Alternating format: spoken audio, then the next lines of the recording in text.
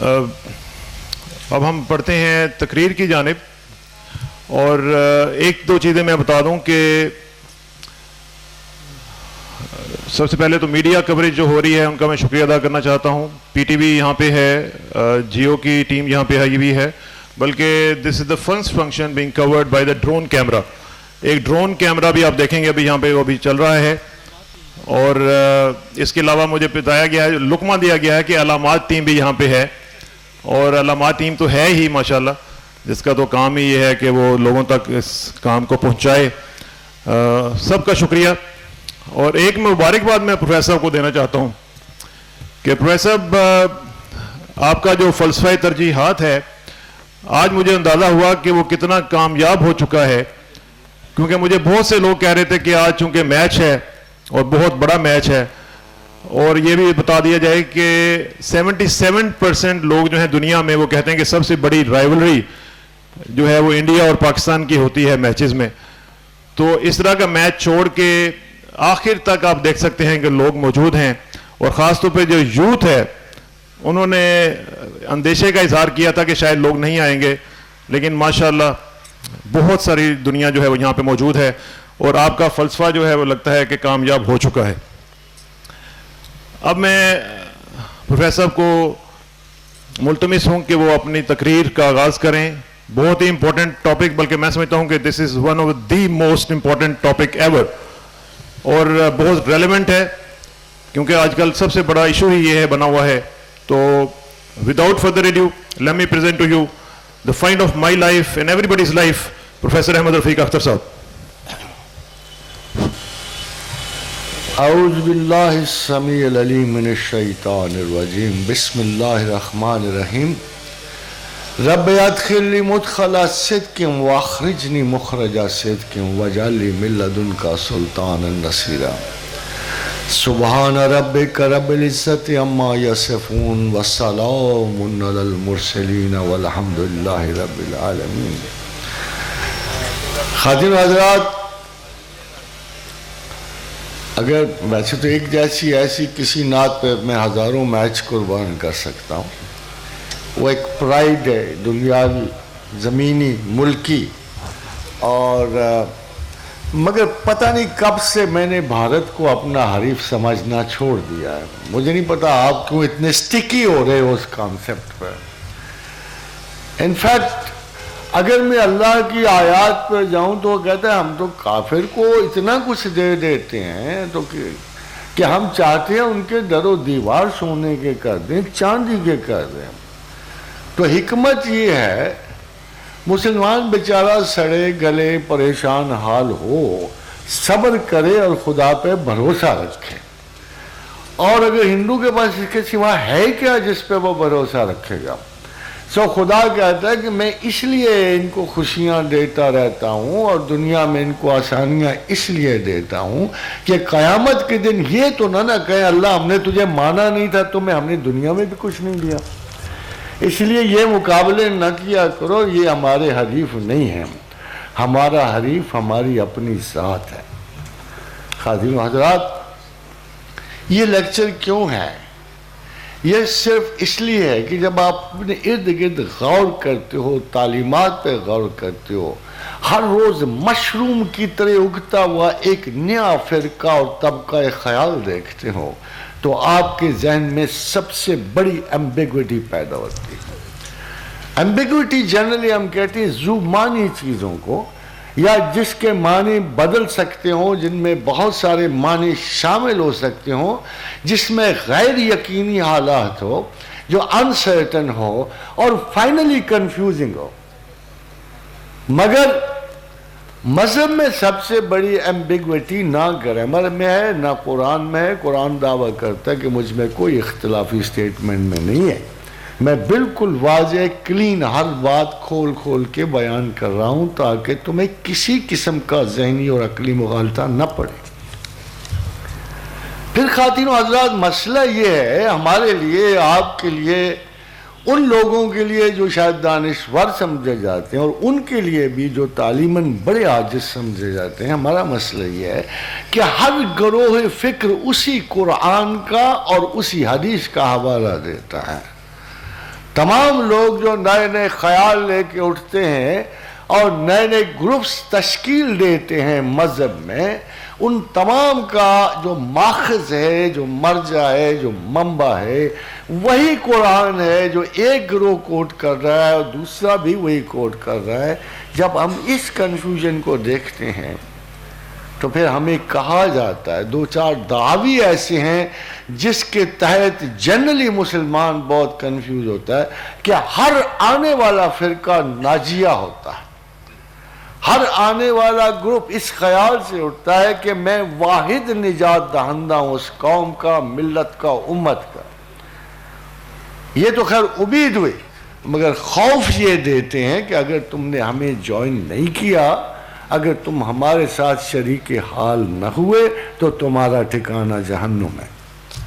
بھلا چلو امید تو بندہ چھوڑ سکتا ہے، اب جہنم کے خوف کو کہاں لے؟ مجبوراً ایک عمومی مسلمان اس طرح میں، بے چینی میں، کنفیوژن میں اور ٹوٹل امبیگوٹی میں وقت گزارتا ہے۔ آج میں نے کوشش کی ہے کہ میں آپ پر واضح کر سکوں کہ خدا کیا چاہتا ہے اور مذہبی تقلید کس حد تک جائز ہو سکتی ہے، گوارا ہو سکتی ہے، کس حد تک ہم میں اختلاف کی گنجائش ہو سکتی ہے، اور کہاں تک ہم اپنے ایک مضبوط مرکز سے، لیکن ہمارا مذہب کو آج کا نہیں ہے، ہمارا مذہب بہت پرانا ہے۔ انسان، قرآن حکیم میں اللہ نے کہا کہ شروع میں سب مواحد تھے، پھر بت پرستی نکل آئی۔ خادم حضرات، جب ہم ہسٹری پڑھتے ہیں، ریکارڈڈ ہسٹری پڑھتے ہیں، جب ہم پیچھے جا کے دیکھتے ہیں تو تمام کے تمام ہمارا واسطہ علم الاصنام سے پڑتا ہے۔ وہ ایرین مائتھالوجی ہو، گریک مائتھالوجی ہو، انڈین مائتھالوجی ہو، اسکینڈینیوین مائتھالوجی ہو، جس جگہ بھی ہم پیچھے جاتے ہیں تو ہمیں بت، دیوی دیوتا نظر آتے ہیں، جس کی بنیاد پہ آج کا اینتھروپولوجسٹ یہ ڈیسائیڈ کرتا ہے کہ شروع میں تمام لوگوں نے ضرورت ذات کے تحت کچھ بت گھڑے، ان کی پرستش کی، پھر ان کو توڑا پھوڑا۔ بڑا مشہور مصرع ہے پرشین کا کہ تراشیدم پرستیدم شکستم، میں نے خود ہی بت تراشے، خود ہی پوجے، پھر ضرورت نہ رہی تو ان کو توڑ دیا۔ مگر قرآن کو دیکھو تو قرآن بڑی عجیب اور مختلف بات کہتا ہے کہ شروع میں سب مواحد تھے۔ خادم حضرات، صداقت کتاب اللہ کی صداقت ہے۔ بہت پہلے میں نے ایک دفعہ کہا تھا کہ اگر ایک انسان 1000 غلطی کرے تو انسان رہتا ہے، وہ اپنے منصب انسانیت سے معزول نہیں ہوتا، بلکہ آج بھی ایک متفق علیہ جملہ اگر کتابی جملہ بولا جائے تو وہ کہتے ہیں ٹو آر ہز ہیومن، غلطی انسان کا منصب ہے، پر اللہ کا نہیں ہے۔ If a man makes 1,000 mistakes, he still remains a man. But if God makes one mistake, he does not remain God. یہ یاد رکھیے گا۔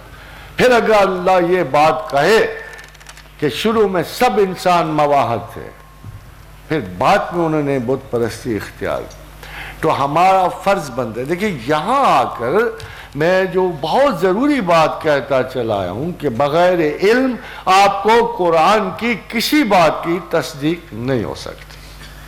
اینڈ اٹس امپورٹنٹ کہ قرآن پڑھنے کا صرف اور صرف ایک مفصل اور مجمل طریقہ ہے، اور وہ طریقہ یہ ہے کہ قرآن سے پہلے تمام علوم کی وضاحت آپ کے پاس ہونی چاہیے، تاکہ بعد میں آنے والا کوئی یہ نہ کہے کہ قرآن نے پچھلی امتوں، پچھلی سوسائٹیوں، کسی نے سومیرینز، میسوپوٹیمنز کی نقل نہیں کیا۔ خدا کسی کی نقل نہیں کر رہا، بلکہ پتہ لگے کہ قرآن جو بات کہہ رہا ہے وہ اوریجنل ہے، فرسٹ ہینڈ ہے، اور صرف وہی انفارمیشن ہے جو پورے زمانے اور جہان میں سچی ہے۔ اب کوشچن یہ خدا کہتا ہے کہ سب پہلے مواحد تھے، خادم حضرات مائتھولوجی سے کچھ پیچھے جانا پڑتا ہے، پری مائتھولوجی جانا پڑتا ہے، کتنا خوشگوار اور حیرت انگیز انکشاف ہوتا ہے کہ اللہ کی بات کتنی سچی ہے، اور خدا کی بات سے کس کی بات سچی ہو سکتی ہے؟ تمام مائتھولوجیز کے اینڈ میں ایک سنگل دیوتا، ایک سنگل خدا، وہ خدا جو تقسیم ہوا، جو انسان نے اپنی کمزوریوں کے تحت جسے بانٹا اور جس سے فوائد حاصل کیے۔ گریک مائتھولوجی کی ہیرارکی میں جو 5 بڑے خدا ہیں، جس میں زیس ہے، ہیرا ہے، ہیفاسٹس ہے، ہرمیز ہے، یہ سارے خداؤں ایک خدا کی پیداوار تھے جس کو ہم کرونس کہتے ہیں۔ یہ کرونس کی اولاد، اس سے پیچھے کوئی خدا نہیں۔ Single God which has been executed, distributed, divided into a family of gods, and then slowly or gradually they spread into multitudes. یہ ایک خدا سے نکلے ہوئے ہیں۔ آرینز کو آ جاؤ، اپنے انڈین مائتھولوجیز کو آ جاؤ۔ شروع میں اگر آپ کوئی بھی تاریخ کی کتاب اٹھا کے دیکھ لو پری ہسٹورک، تو آرینز صرف ایک خدا کے ساتھ ہندوستان میں داخل ہوئے، اس کا نام اندرا تھا۔ Indira was known to be the god of thunder and the god of سورگ، دو اس کے آسپیکٹ تھے جو آج بھی ہر خدائے مطلق کے ہیں۔ وہ خدائے کائنات تھا، وہ جنگ و جدل کا، انعام و اکرام کا خدا تھا۔ اگر میں تمام اسپیسیفکلی تمام انڈین ون گاڈ اندرا کے اگر میں اسپیسیفیکیشن محدود کر دوں تو آپ کے قرآن کے ایک لفظ میں آ جائیں گے، یا ذل جلال والاکرام، کہ ہندوستانیوں کا یا آرینز کا وہ ایک خدا واحد جسے ہم اندرا کہتے ہیں، وہ جلال و اکرام کا مالک تھا، اور یہی اس کی تعریف تھی۔ خاتون حضرات، جو ہی وہ ہندوستان میں داخل ہوا، قدیمی نسلوں نے اس بیچارے کو کمزور سمجھا، کام بڑا تھا اللہ کے ذمہ، انہوں نے 2 بیویوں سے دے دی، ایک کا نام متھرا، ایک کا نام ورونا تھا۔ اگر آپ عمر بن لہی کا قصب دیکھیں، جہاں خداوند حبل کی پرستش کر رہے تھے لوگ، اپولو گاڈ چلتا چلتا عرب میں آیا تو وہ حبل بن گیا اور اس کا نام حبل رکھا گیا۔ مگر اگر آپ اس سے پہلے دیکھیں تو یہ بنو ابراہیم تھے اور خدا واحد کے قائل تھے، اسے مانتے تھے، مگر عرب کہتے تھے خدا بیچارہ تھک بھی تو جاتا نہیں، اس کو آرام دینے کے لیے 2 خواتین اس کے پلے ڈال دی تھی۔ لات اور منات کی پہلی دیویاں تھیں جو خدا کے ساتھ اٹیچ کر دی۔ خدا ہمیشہ سے اس حقیقت کو بیان کرتا رہا کہ تم نے سب سے پہلے، اس کا مطلب یہ ہے کیوں خدا واحد تھا کہ سب سے پہلا انسان جو ہے he was properly guided, instructed, educated by Almighty Allah۔ اور آج کے دن میں بھی ہمیں یہ خیال رکھنا چاہیے کہ خدا سچا ہے، جو اسے تقسیم کرتا ہے، جو اس کے کلام کو تقسیم کرتا ہے، وہ ایک قسم کی انٹلیکچول آئیڈل ورشپ کریٹ کرتا ہے، وہ ایسی نفسیاتی اور ذہنی بت پرستی تخلیق کرتا ہے جس کو کسی قیمت پہ جسٹیفائی نہیں کیا جا سکتا۔ خادم حضرات، اب ہر مسلمان یہ سچائی معلوم کرنا چاہتا ہے، مگر جب آپ سچائی معلوم کرنے کے لیے آپ جاتے ہو تو آپ کو تو پتہ ہی نہیں ہوتا مذہب کیا ہے، آپ تو فرقوں میں ہی سچائی ڈھونڈ رہے ہوتے ہو۔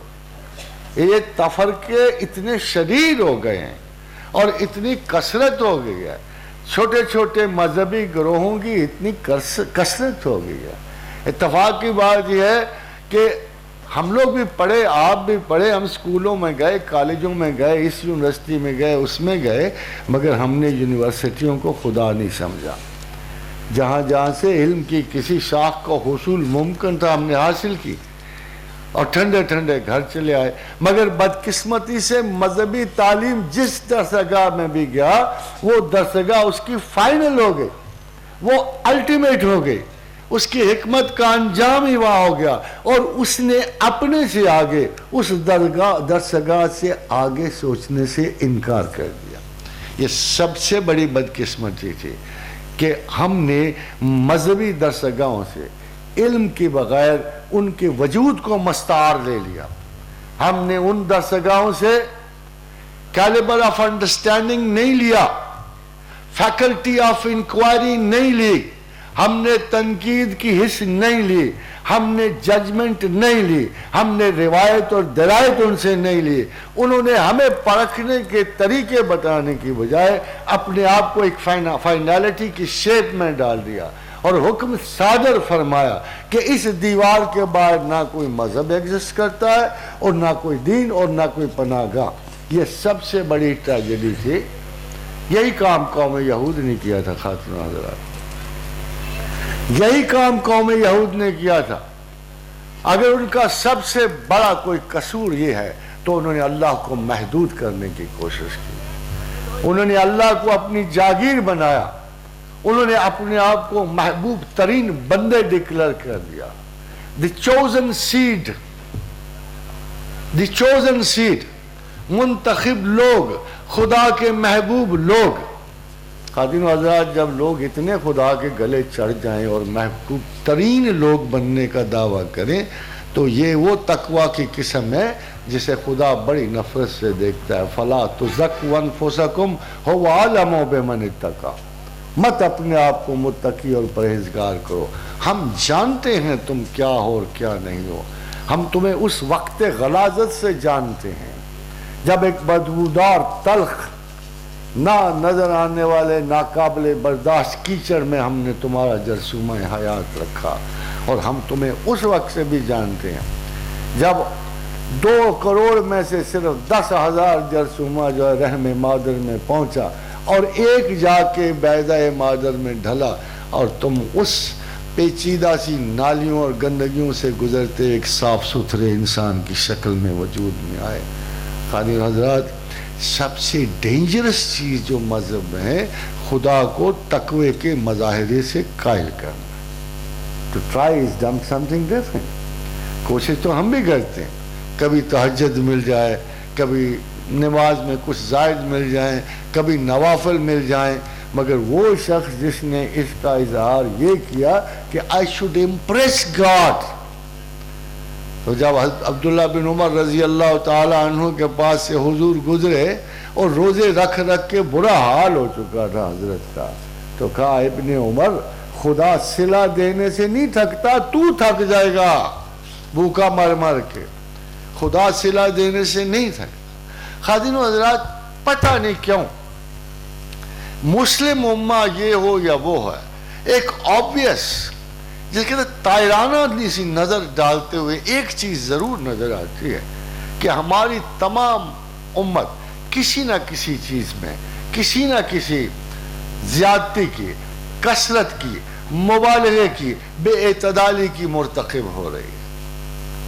اور پروفیٹ اس اعتدال میں تھا جس کے بارے میں قرآن حکیم کہتا ہے کہ اللہ خود کہتا ہے وَنَفْسٍ وَمَا سَوَّهَا, میں نے نفس کو استوار کیا بیلنس کے اوپر, کائنات کو ثُمَّ اسْتَوَىٰ إِلَى السَّمَاءِ فَسَوَّاهُنَّ سَبْعَ سَمَاوَاتٍ, کائنات کو بیلنس پہ استوار کیا. لَقَدْ خَلَقْنَا الْإِنسَانَ فِي أَحْسَنِ تَقْوِيمٍ, انسان کو اعتدال اور پرفیکٹ اعتدال پہ استوار کیا. یہ ہماری بدقسمتی دیکھو کہ اللہ معتدل, رسول معتدل, کتاب معتدل, راہ گزر معتدل, اور ہم ہر چیز جو ہے گھاس پھوس اور نالیوں اور میں کودتے پھرتے ہیں اور خدا کو اپنے کثرت اعمال سے قائل کرنے کی کوشش کرتے ہیں. which has no such value intellectually. جس شخص کے ذہن کے پیچھے اگر 70,000 مرتبہ بھی حدیث رسول ہے کہ ایک شخص عبادت میں مصروف رہے تو ایک لمحہ فکر سے زیادہ اس کا ثواب نہیں کسی کو مل سکتا. وہ جو اللہ نے آپ کو نعمت بخشی, سوچ دی, وہی ایک کنونسنگ پاور ہے, وہی آپ کو قائل کرتی ہے کہ ہم نے اللہ کو کس طریقے سے جاننا ہے, کس طریقے سے اس تک رسائی پانی ہے. پھر خدا جواباً آپ کو جواب دیتا ہے کہ نرفع درجات من نشاء, جس کے چاہتا ہوں درجے بلند کرتا ہوں. وَفَوْقَ كُلِّ ذِي عِلْمٍ عَلِيمٍ، اور ہر علم والے کے اوپر ایک علم والا ہے۔ خاتون حضرات، سوال یہ کہ ہوتا کیوں ہے؟ دو چار اچھے جملے بولنے آ گئے، کوئی کلام میں تحسین آ گئی، کسی کا ڈائلاگ اچھا ہو گیا، کسی کو ایک آیت بہتر سمجھ آ گئی، اگلے دن اس نے فرقہ بنا لی۔ He thought he was very special۔ یہ تمام طرفوں، یہ تمام عروج جو طبیعت کو حاصل ہوتا ہے، یہ ایک مائنر سی کوالٹی سے پیدا ہوتا ہے۔ اس کی مین وجہ دو ہے۔ ہمارے بیشتر مذہبی علماء میں دو صفات ایٹ اے ٹائم ایگزسٹ کرتی ہیں، ایک شدید انفیریورٹی اور ایک ہائی گریڈڈ شیزوفرینیا۔ یہ دو وجوہات ہیں جس کی وجہ سے دھڑا دھڑ فرقے تخلیق ہوتے چلے جاتے ہیں۔ ایک شیزوفرینیا خواب عظمت ہے کہ جو شخص دو لفظوں سے تھوڑا سا محبوب ہونا شروع ہو جائے، اس کو گمان گزرتا ہے کہ maybe I am the best, maybe I can lead humans. یہ جو خواہش ہے تکبر ذات کی ایک قسم ہے، یہ خفی طور پر ہر کمزور ترین انسان میں زیادہ شدت سے ہوتی ہے۔ So these inferiorities lead us to the bifurcation of religious thoughts۔ اور ہمارا سب سے بڑا المیہ یہ ہو جاتا ہے کہ gradually from time to time ہم یہ سوال اپنے آپ سے پوچھتے ہیں کہ جتنے گروہ اصلاح کے لیے آئے تھے، ان کے بعد پھر کوئی گروہ کیوں آیا؟ Let's say for a case، اگر کوئی ریڈیکلسٹ آیا ہے، اس نے اسلام میں اگر بہت ساری غلطیاں پوائنٹ آؤٹ کی ہیں اور بہت سارے لوگ کنونس ہو گئے کہ یہ صاحب وہ تھے کہ جو بڑے سچے تھے، انہوں نے اسلام میں ایک گروہ تخلیق کیا ہے، وہ گروہ جو دوسرے مسلمانوں کو تعلیم دینے والا، اس کے بعد کسی گروہ کے آنے کی کیا ضرورت ہے؟ اس کا مطلب ایک دوسرا گروہ آیا جس کو پتہ لگا یہ جو پہلا گروہ تھا یہ کسی قسم کی اصلاح کے قابل نہیں تھا، اول درجے کا جھوٹا اور مکار تھا۔ اب ہمارے ذمہ ہے کہ پوری مسلمان امہ کو ان کے چنگل سے بچا کر در جنت میں جا کھڑا کرے۔ خواتین و حضرات، کتنے گروہ آئیں گے، کتنے لوگ آئیں گے؟ ہوتے ہوتے آپ رہے راز سے اس طرح بھٹک جاؤ گے کہ آپ کو یاد بھی نہیں رہے گا کہ اسلام بھی کوئی مذہب تھا، آپ کو یاد بھی نہیں رہے گا کہ ہمارا اصلی نام مسلمان ہے۔ ملت ابیکم ابراہیم، تمہارا باپ ابراہیم ہے نا۔ اے پرائری میتھڈ سے، منطق استخراجیہ سے، منطق استفہامیہ سے ابراہیم نے محنت کی، بہت جانا کیا اللہ کو، بڑی محبت کی خدا سے، اتنے شعوری جذبوں سے اس نے چاہا، ایک ایک سوچ میں خدا کو سمیٹا اور پھر اقرار ذات خداوند کیا۔ بڑا اللہ میں کا مقصد ہی یہ تھا، اس نے جو عقل دی تھی، جو امانت آپ کو دی تھی، اِنَّا عَرَضْنَا الْأَمَانَةَ عَلَى السَّمَاوَاتِ وَالْجِبَالِ وَأَبَيْنَا أَن يَحْمِلْنَا وَأَشْفَقْنَا مِنْهَا وَحَمَلَهَا الْإِنسَانُ إِنَّهُ كَانَ ظَلُومًا جَهُولًا۔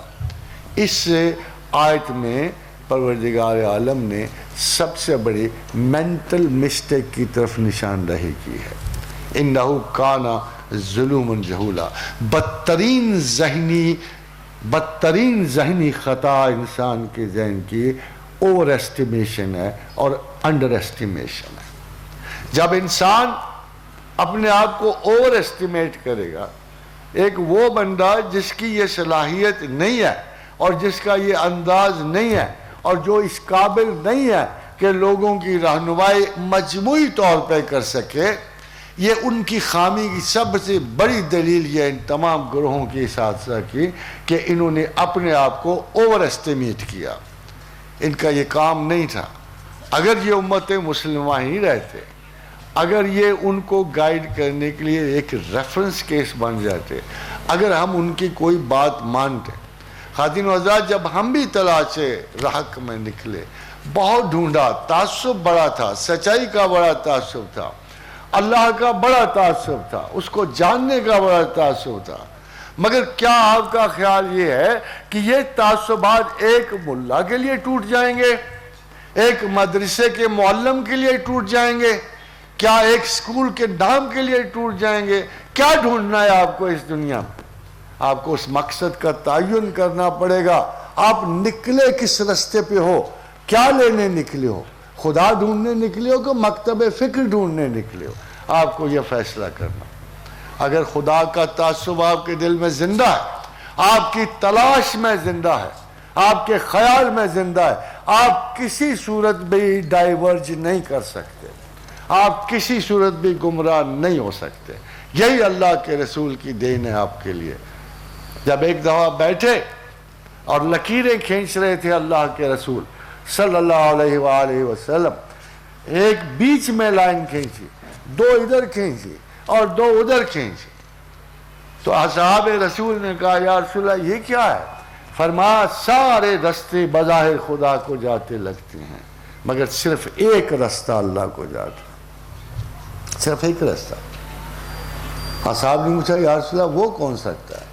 میرا اور تمہارا رستہ. اس میں بڑا راز ہے خواجہ حضرت، بہت بڑا راز یہ ہے کہ یہ کہ اصحاب کا رستہ کیوں؟ اللہ کا رستہ تو سمجھ آتا ہے اور رسول کا رستہ سمجھ آتا ہے. ایک استاد اول و آخر، زمین و آسمان کی تخلیق کا مالک، جب اس خالق کریم نے چاہا کہ میں تخلیقات کا علم اپنے لوگوں کو دوں تو اس نے اپنے رسول تخلیق کیے، لوگوں تک پہنچایا. کنت کنزا مخفیا ما حببت ان عرفا وخلقت الخلق لیعرفونی. جب خلقت کو پیدا کیا اپنے تعارف کے لیے تو پڑھایا، سب سے پہلے اللہ نے پڑھایا. خادم حضرات جب اس نے قرآن میں کہا ہوگا اقرا باسم ربک الذی، پڑھ اللہ کے نام سے، تو کس سے پڑھنا تھا انہوں نے؟ پہلا استاد تو اللہ ہی ہے، پھر دوسرا استاد رسول ہے. تو اصول علم ذرا دیکھیے بڑا سادہ ہے کہ اللہ نے دی کتاب پڑھانے کے لیے، ٹیکسٹ بک وہاں سے ایشو ہوئی، رسول اللہ نے پڑھائی اور سب سے بہتر طریقے سے پڑھائی. He was the most complete teacher of God. وہ جو نعمت تمام ہوئی اس لیے بھی تمام ہوئی کہ ایسا زمین و آسمان میں ورچولی کوئی استاد نہیں گزرا جو اپنی تعلیم کے حرف بحرف بیہیو کر رہا ہو. جب ام المومنین عائشہ صدیقہ سے پوچھا گیا رسول اللہ صلی اللہ علیہ وسلم کا اخلاق کیسا تھا تو فرمایا تم قرآن نہیں پڑھتے ہو. یعنی the teacher was exactly like his book. The teacher was exactly like every word he used to teach. اتنا کمپلیٹ استاد زمین و آسمان میں نہیں گزرا. اور خواتین و حضرات پڑھا کس نے؟ دیکھنا یہ ہے کہ پڑھا کس نے، اپلیکیشن کہاں ہوئی، سیکھا کنہوں نے، جانا کنہوں نے. یہ درس پڑھ کر یہ اصحاب رسول تھے، انہوں نے یہ درس لیا، انہوں نے اس پہ اپلیکیشن پہ عمل کیا. پھر امتحان ہوا، زمین میں ہوا، آسمانوں میں ہوا، ایک رزلٹ اس جماعت کا نکلا، ایک رزلٹ. اللہ نے کہا رضی اللہ عنہ ورضوا عنہ. انہوں نے ایسا اچھا پڑھا ہے، یہ کلاس اس خوبصورتی سے پاس ہوئی ہے کہ خدا نے کہا میں ان سے راضی ہوا، یہ مجھ سے راضی ہوا. خاتون و حضرات اس سے آگے علم کو لے جانے کے لیے جگر گردہ چاہیے. اس سے آگے علم مت لے جاؤ. یہ بہترین سیٹ اپ ہے.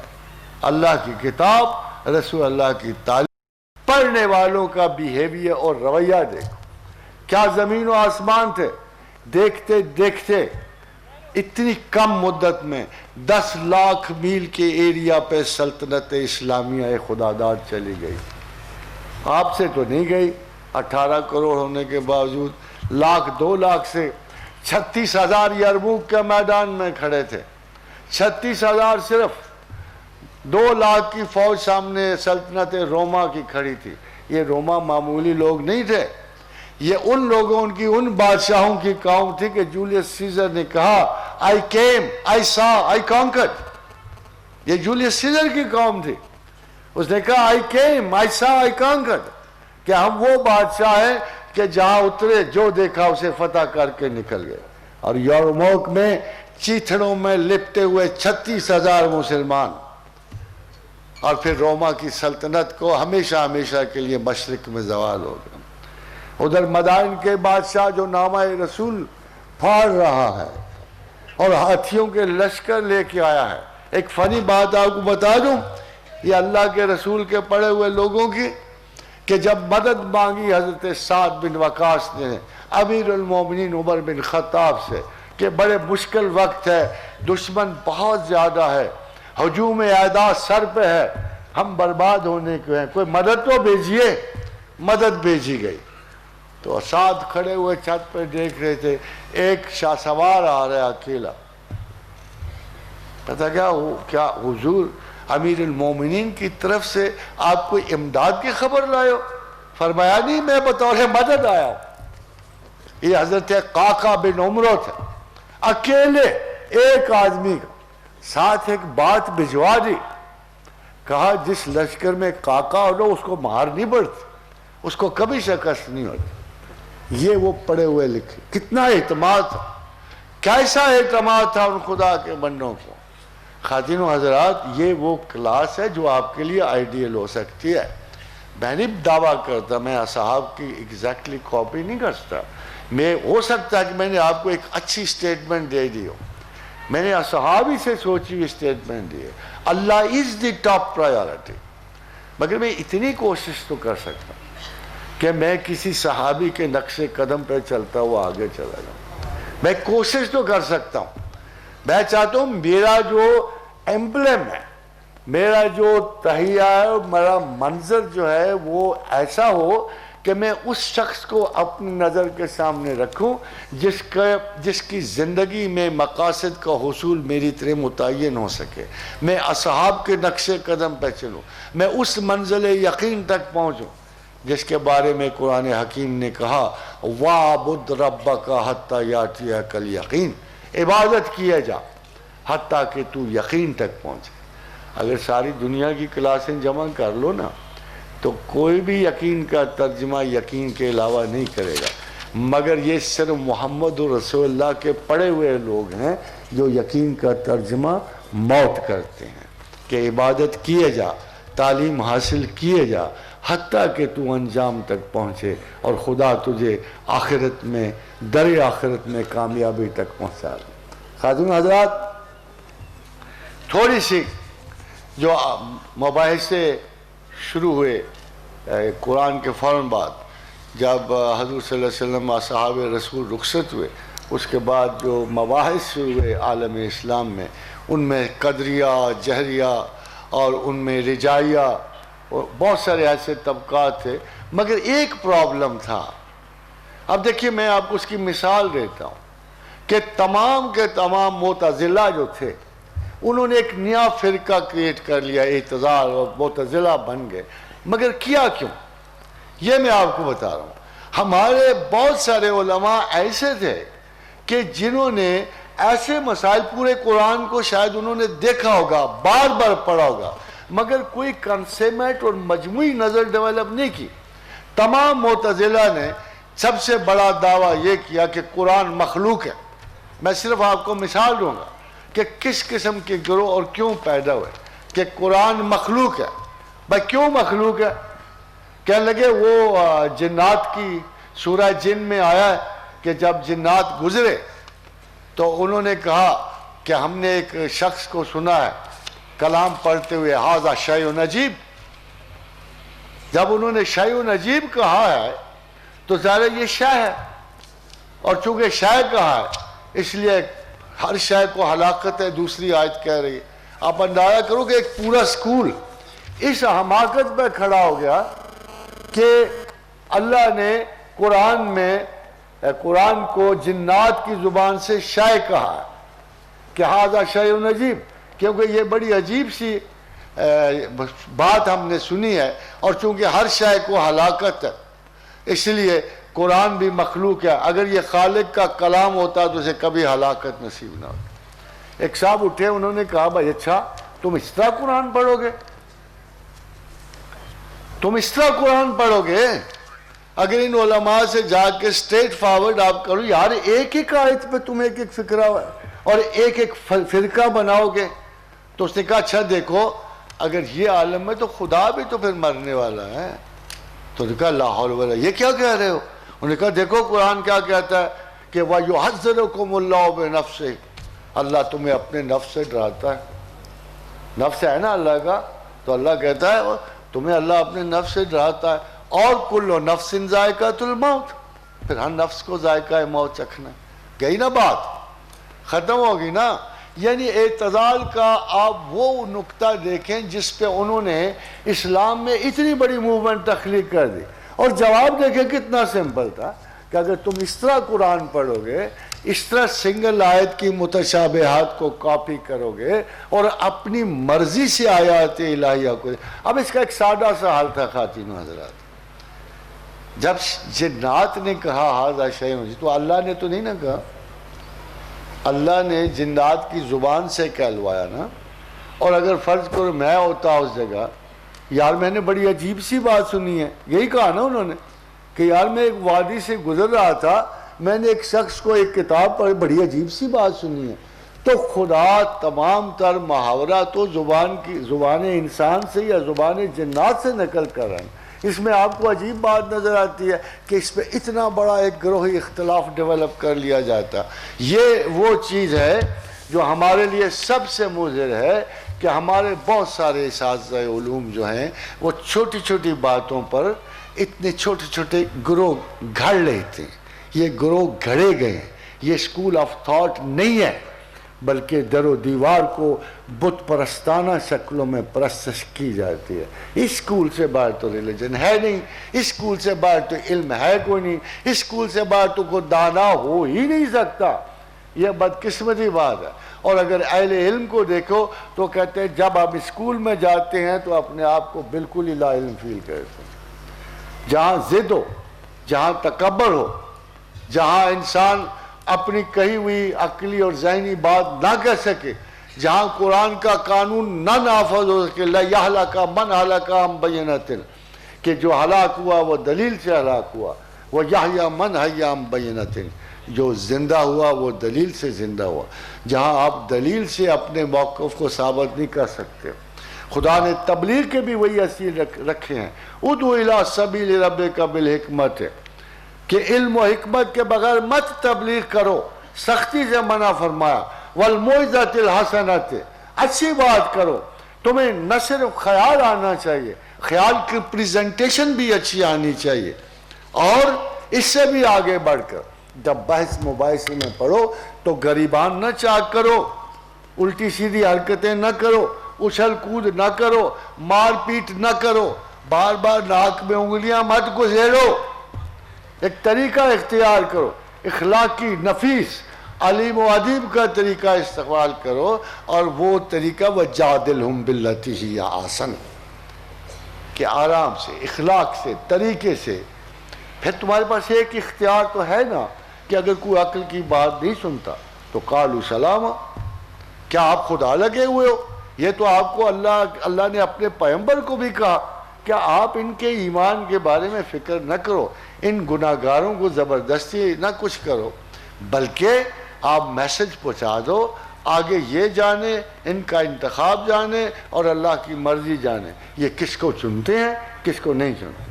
خادم آزاد چند آیات قرآن جس میں بڑی سخت وارننگز ہیں فرقوں کے بارے میں۔ فرقہ کسے کہتے ہیں؟ حیرت کی بات یہ ہے کہ جب ہم ویسے فرق کریں ٹو میک اے ڈفرنس، مگر جب عربی میں بدقسمتی جب ویسے فرق کریں تو اس کا وہ اینٹونیم نہیں بنتا، کچھ لفظوں کے کچھ لفظ اینٹونیم بنتے ہیں، ان کے مخالف اسم بنتے ہیں، جیسے صبح کو ہم شام سے، یہ اینٹونیمز ہیں، اور فرض کرو گرسنگی ہو، فاقہ ہو اور پیٹ بھر کھانا، یہ اینٹونیمز ہیں۔ اسی طرح جو واحد ترجمہ اینٹونیم میں مخالفانہ اس میں بنتا ہے فرقے کا، وہ الجماعت۔ حیران کن بات ہے آپ کو کہ فرقے کے خلاف اگر کوئی لفظ کھڑا ہے عربی میں تو وہ جماعت ہے، یعنی اب دیکھنا یہ ہے کہ اللہ کی سینکشن فرقے کو ہے یا جماعت کو ہے۔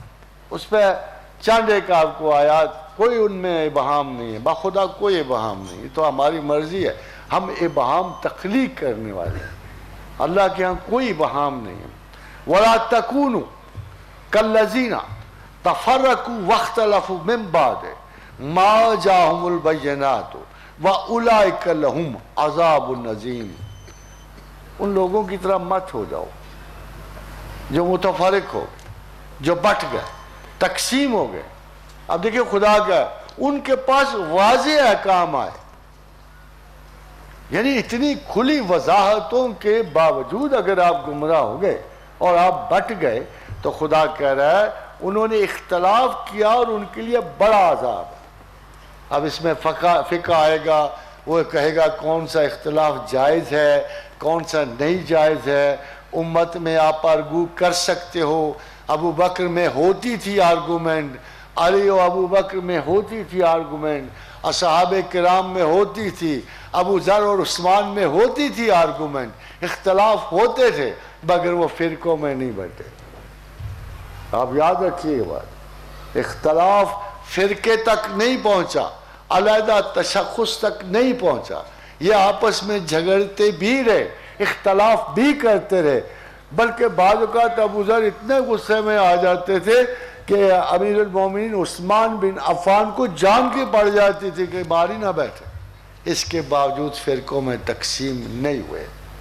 اس لیے اختلاف وہ ہے، بیسیکلی اگر میں آپ کو اختلاف کی ڈیفینیشن بناؤں، اختلاف وہ ہے جس میں جماعت سے علیحدگی کا عنصر شامل نہیں ہوتا، جس میں ایک نیک نیتی کے ساتھ ایک دوسرے کی مشاورت کرنے کے بعد اگر ہم ڈیفرنس اوپینین رکھیں. ابھی آپ دیکھیے جب ججز بیٹھتے ہیں، ایک گروپ بیٹھ رہا تو آپ دیکھو ان کے ڈیسیشن میں آگے فلاں جج نے اختلافی نوٹ لکھا، پتہ لگے وہ جج باہر آ کے کلاشن کوف میں باقی ججوں کو اڑا رہا ہے. مذہب میں اور اس جوڈیشل ڈیسیشن میں ایک فرق ہے کہ وہاں سے وہ نکلتا ہے باہر اختلافی اور آپ کو گولیوں سے اڑانا شروع کر دیتا ہے. ادھر اس نے ڈیسیشن لکھا ہے، اکثریت کا مانا گیا ہے، جج نے اپنا اختلافی نوٹ لکھا ہے. This is the way of thinking, knowing, knowledgeability, understanding and behaving like understanding people. But this is not the way جہاں ایک بولتا ہے میرے فرقے بار تو اسلام موجود ہی نہیں، میرے اکابرین کے خلاف کسی کو مذہب کا پتہ ہی نہیں ہے، اور میرے فلاں اشخاص کے بغیر تو خدا ہی کوئی نہیں، دین ہی کوئی نہیں، رسول ہی کوئی نہیں. یہ جو پابندیاں آپ کے افکار پہ لگتی ہیں اسکولوں کی، یہ اسکولوں کا منصب نہیں ہے. اسکول ایک لٹریٹ باڈی ہے جو لوگوں کو صرف بہتر عقل کے ذرائع اور انفارمیشن مہیا کرتی ہے تاکہ جو طالب علم اسکول سے نکلے وہ اپنی دانش میں ایک اچھا فیصلہ کرے. اور خواتین و حضرات ذرا ملاحظہ فرمائیں، یہ تو اتنی سخت آیت ہے کہ بخدا اس آیت کے ہوتے ہوئے میں تو اس طرح بھاگوں گا فرقے سے جیسے کو صحت مند بندہ کوڑی سے بھاگتا.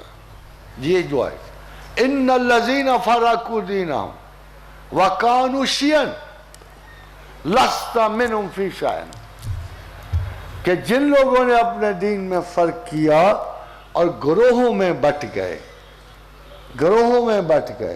جو فرقے کانوا شیعا، جو گروہ بن گئے، جن لوگوں نے اپنی شناخت علیحدہ کر دی، ان کے سمبل بن گئے، ان کی پگڑیاں بدل گئے. آپ دور سے دیکھ کے کہہ دو یہ مسلمان نہیں ہے، یہ فلاں جماعت کا ہے. وَكَانُوا شِيَعًا لَسْتَ مِنْهُمْ فِي شَيْءٍ، اے پیغمبر تو ان میں نہیں ہے. اب بتاؤ اس سے بڑی واضح ججمنٹ کیا ہو سکتی؟ اے پیغمبر تو ان میں نہیں ہے، تو کسی گروہ میں نہیں ہے، تو کسی بھی سائیڈ کے ایشو میں انوالو نہ ہو. اے پیغمبر تیرے پاس بہت بڑی جماعت ہے، تو امت مسلمہ کا امام ہے، تو امت اول و آخر کا امام ہے، تو کسی گروہ کا امام نہیں ہے. اللہ یہ کہہ رہا ہے ان الذین فرقوا دینہم، جن لوگوں نے اپنے اپنے دین میں فرق کر لیا، وکانوا شیعا، اور گروہ بن گئے، علامات گروہ ان پہ وارد ہو گئی، ان کی شناخت ایز اے مسلمان کم اور ایز اے جماعت زیادہ ہوتی ہے. لست منهم فی شیء، آپ ان میں سے نہیں ہو، آپ ان میں شامل نہیں ہو۔ اس کے بعد کیا حجت ہے مسلمان کے لیے وہ کسی گروہی مذہب کا شکار ہو جائے؟ سنیے، اور یہ آپ کہتے ہو اللہ کو کیا نہیں پتا؟ اگر آپ اس آیت کو سنو تو آپ کو پتا ہوگا ہر گروہ یہی کرتا ہے، ہر گروہ اپنا حصہ مذہب کے کاٹ کے لیتا ہے، اس پر ناز کرتا ہے، اپنے آپ کو سمجھتا ہے اور بڑا خوش ہے کہ ہم ہی نجات دہندہ ہیں دوسرے لوگوں کے۔ فَتَقَطَّعُوا أَمْرَهُمْ بَيْنَهُمْ زُبُرًا كُلٌّ حِزْبٍ بِمَا لَدَيْهِمْ فَارِحُونَ۔ سارے کے سارے ان لوگوں نے اپنا دین آپس میں حصوں میں تقسیم کر دیا۔ ان علماء نے بندر بانٹ کا مظاہرہ کیا۔ بہت بڑا مذہب تھا نا اسلام، بڑا امیر تھا، بڑی جائیداد تھی، بڑی زمینیں تھے، عمر بن خطاب تھے اس میں صلاح الدین ایوبی جیسے لوگ تھے، مشرق و مغرب ان کے پاس تھا۔ ان لوگوں نے پھر پتہ کیا کیا؟ ان لوگوں نے بندر بانٹ کی، اپنے اپنے علاقے بانٹے، انہوں نے اپنے اپنے جاگیریں بانٹی، انہوں نے خدا کے نام پر، مذہب کے نام پر، دین کے نام پر تقسیم کاری کا عمل شروع کیا۔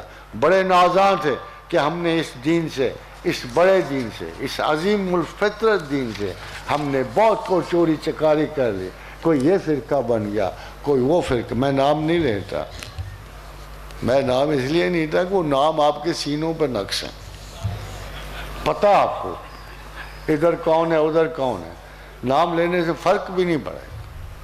کون سا کسی نے مسلمان ہو جانا؟ دیکھو بات سنو، بات سنو، میں تو یہی کہتا ہوں فرقہ چھوڑ کے کیا کسی نے بننا ہوتا ہے؟ دیکھو نا، وہی اللہ میاں نے یہی قانون بتایا نا، ملۃ ابیکم ابراہیم ھو سماکم المسلمین، کہ دیکھو اللہ تم ابراہیم کی امت ہو، تمہارا نام اللہ نے ابراہیم نے مسلمان رکھا، پھر ساتھ کہا میں نے بھی تو رکھا ہے نا، پھر ساتھ کہا میں نے بھی رکھا، تمہارے باپ ابراہیم نے تمہارا نام مسلمان رکھا ہے، اور میں نے بھی تو یہی کہا تھا اس کو کہ ان کو کوئی نام دے، یہ بیچارے کسی نام سے پہچانے جائیں۔ پھر میرا نام جو ہے، مجھے دو تفاخر نصیب کی اللہ نے، ایک تو مجھے اولاد ابراہیم کہا، ہر مواحد اولاد ابراہیم ہے، ملۃ ابیکم ابراہیم، مجھے فخر ہے کہ میں ابراہیم کی ملت پہ ہوں، میں ان کے خیال پہ ہوں، ان کے نسب خیال پہ ہوں۔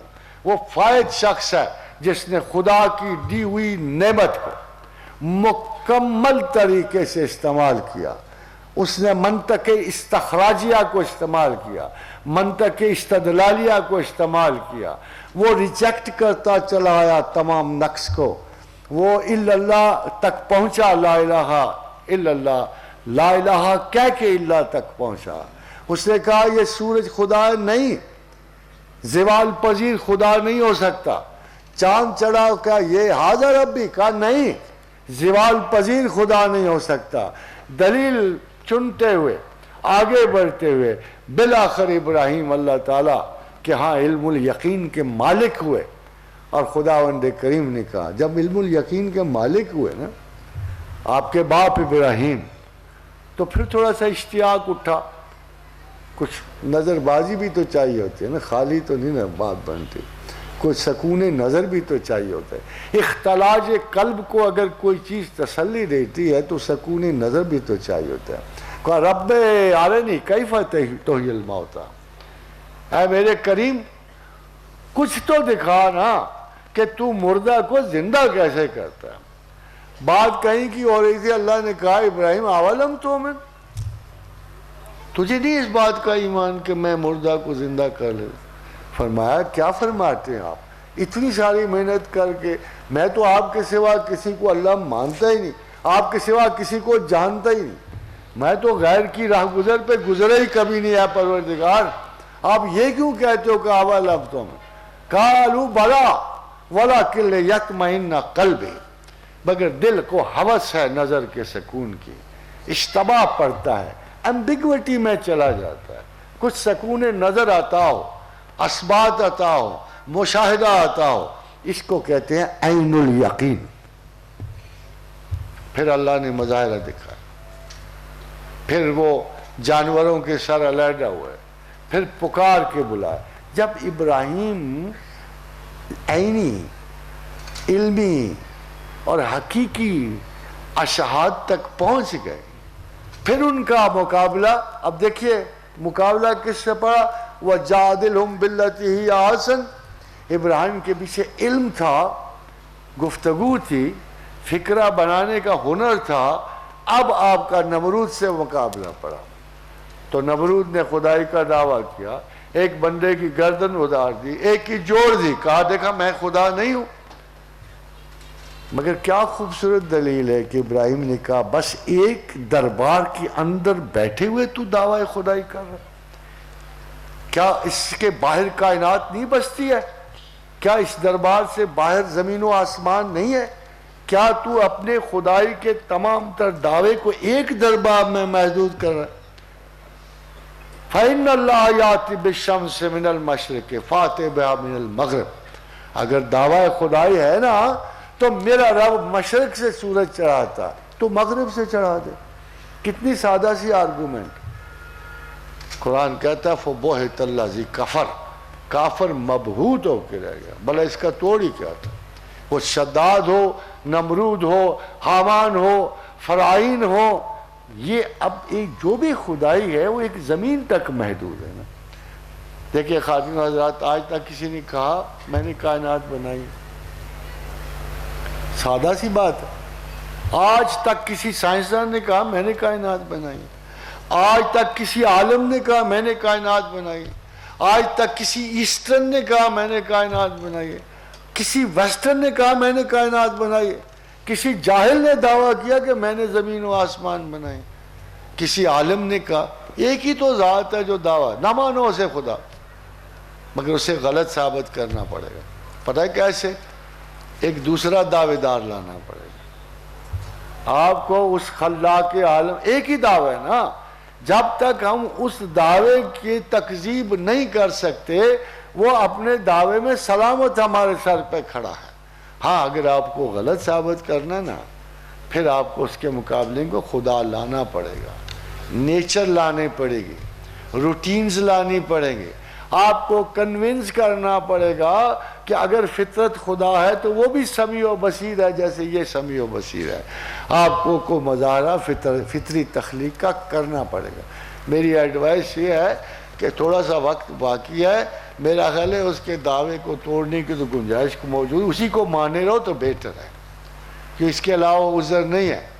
مگر وہی خدا آپ سے کہہ دیکھو کہاں تک باریکیوں میں جا کر آپ کو کہہ رہا ہے، وَلَا تَكُونُوا كَالَّذِينَ تَفَرَّقُوا وَاخْتَلَفُوا مِن بَعْدِ مَا جَاءَهُمُ الْبَيِّنَاتُ۔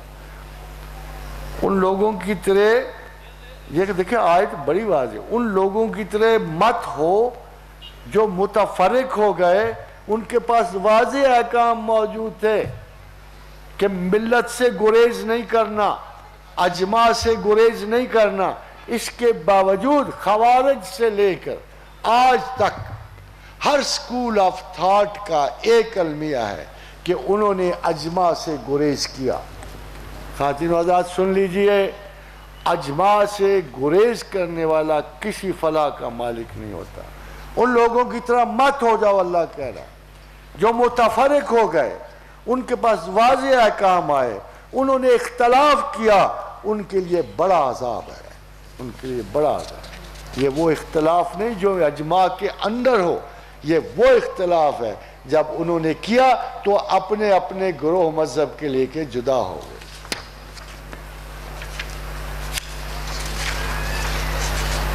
خاتون حضرات اگلی آپ کہتے ہو ایک آیت ہے، نہیں قرآن تو بار بار کہتا ہے۔ آگے دیکھیے، من الذین فرقوا دینہم وکانوا شیعا کل حزب بما لدیہم فارحون۔ دیکھو، جنہوں نے اپنے دین کو ٹکڑے ٹکڑے کیا، بانٹ دیا، تقسیم کیا، فرقوں میں کئی فرقے ہو گئے، سب فرقے اس چیز پہ خوش ہیں جو ان کے پاس ہے۔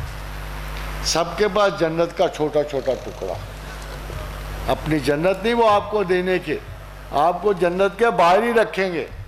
ہر ایک کے پاس اس ملکیت خداوند کا تھوڑا تھوڑا حصہ ہے, اس پہ وہ بڑے نازم ہیں, مگر ہم اتنے تھوڑے پہ راضی ہونے والے نہیں ہیں.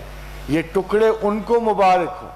ہم ہیں ابراہیم کی اولاد, ہمارا نام ہے مسلمان, ہم وارثان تخت جنت ہیں, ہم ہی مالک ہیں خدا کی کائنات کے.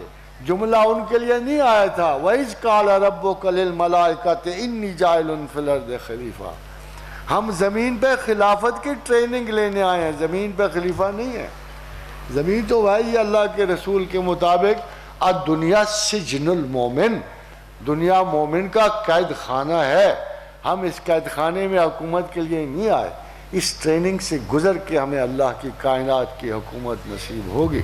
اتنے چھوٹے سے لالچ میں نہ پڑو, اسکولوں کے لالچ میں نہ پڑو, یہ کچھ بھی نہیں ہے. الخواجین حضرات,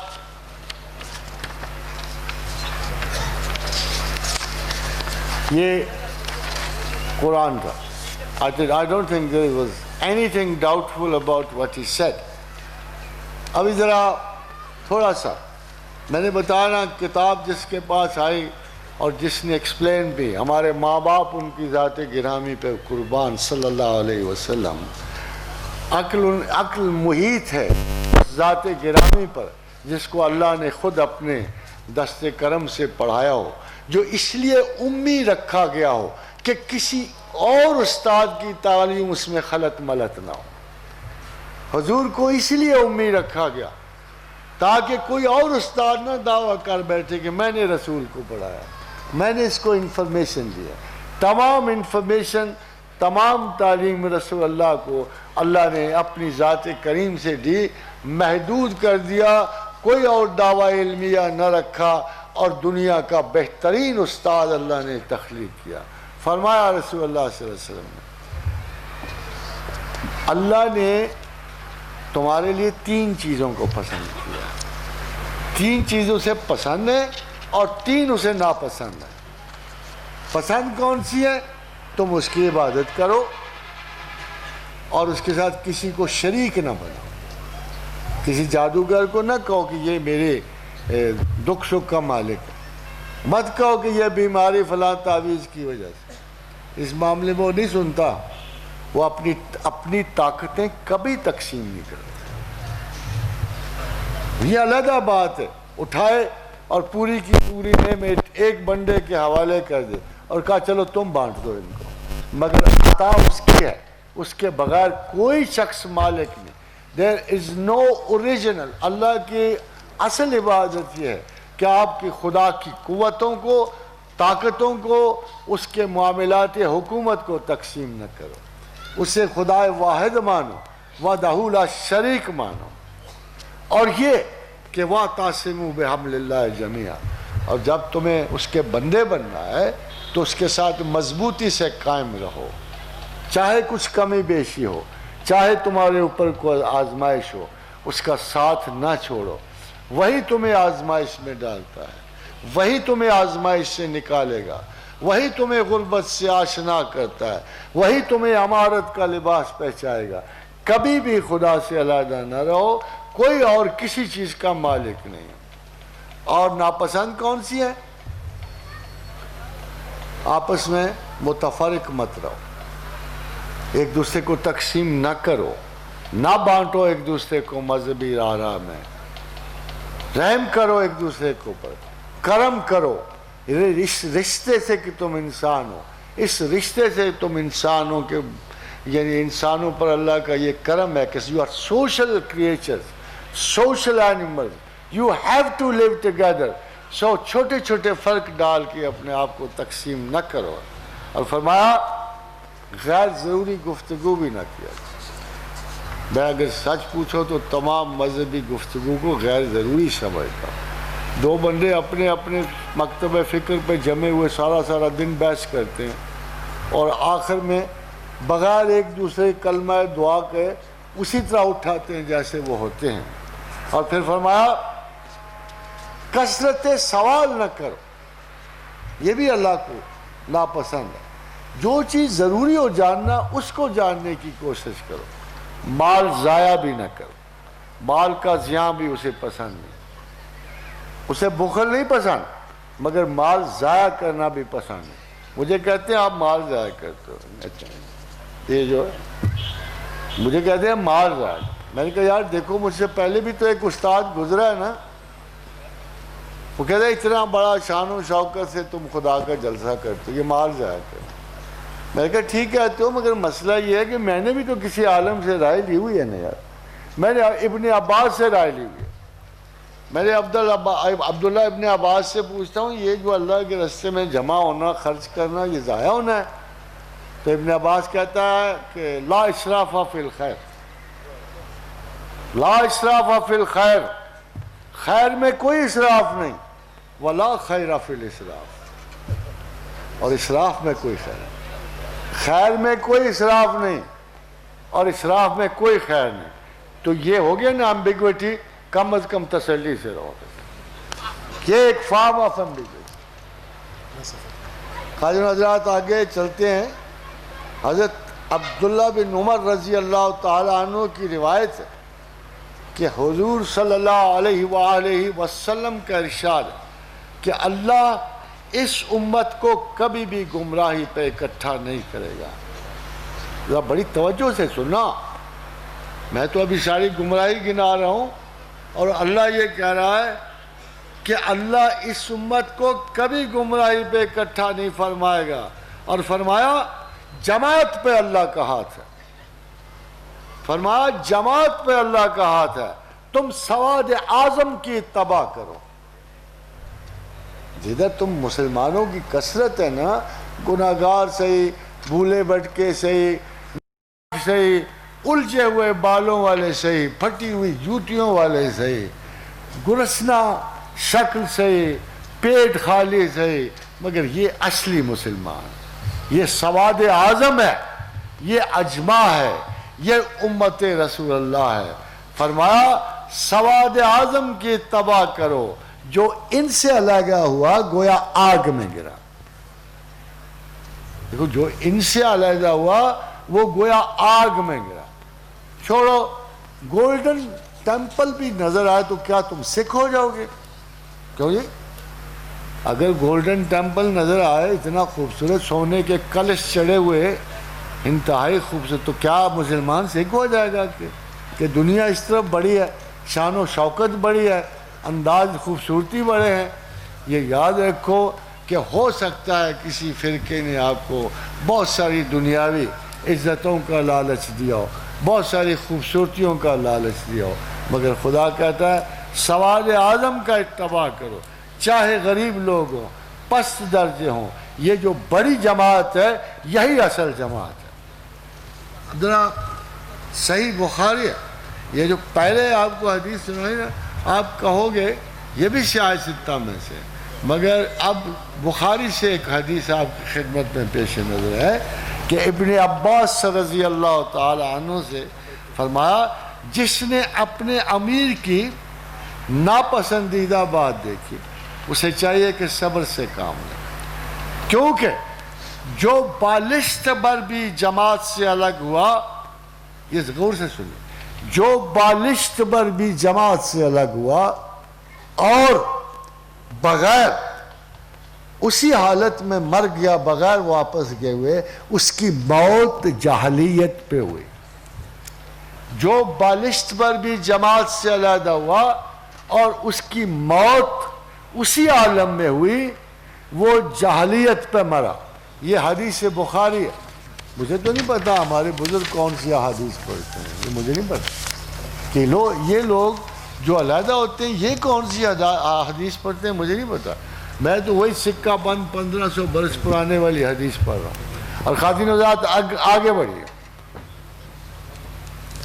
یہ بہت ہی واضح حدیث ہے.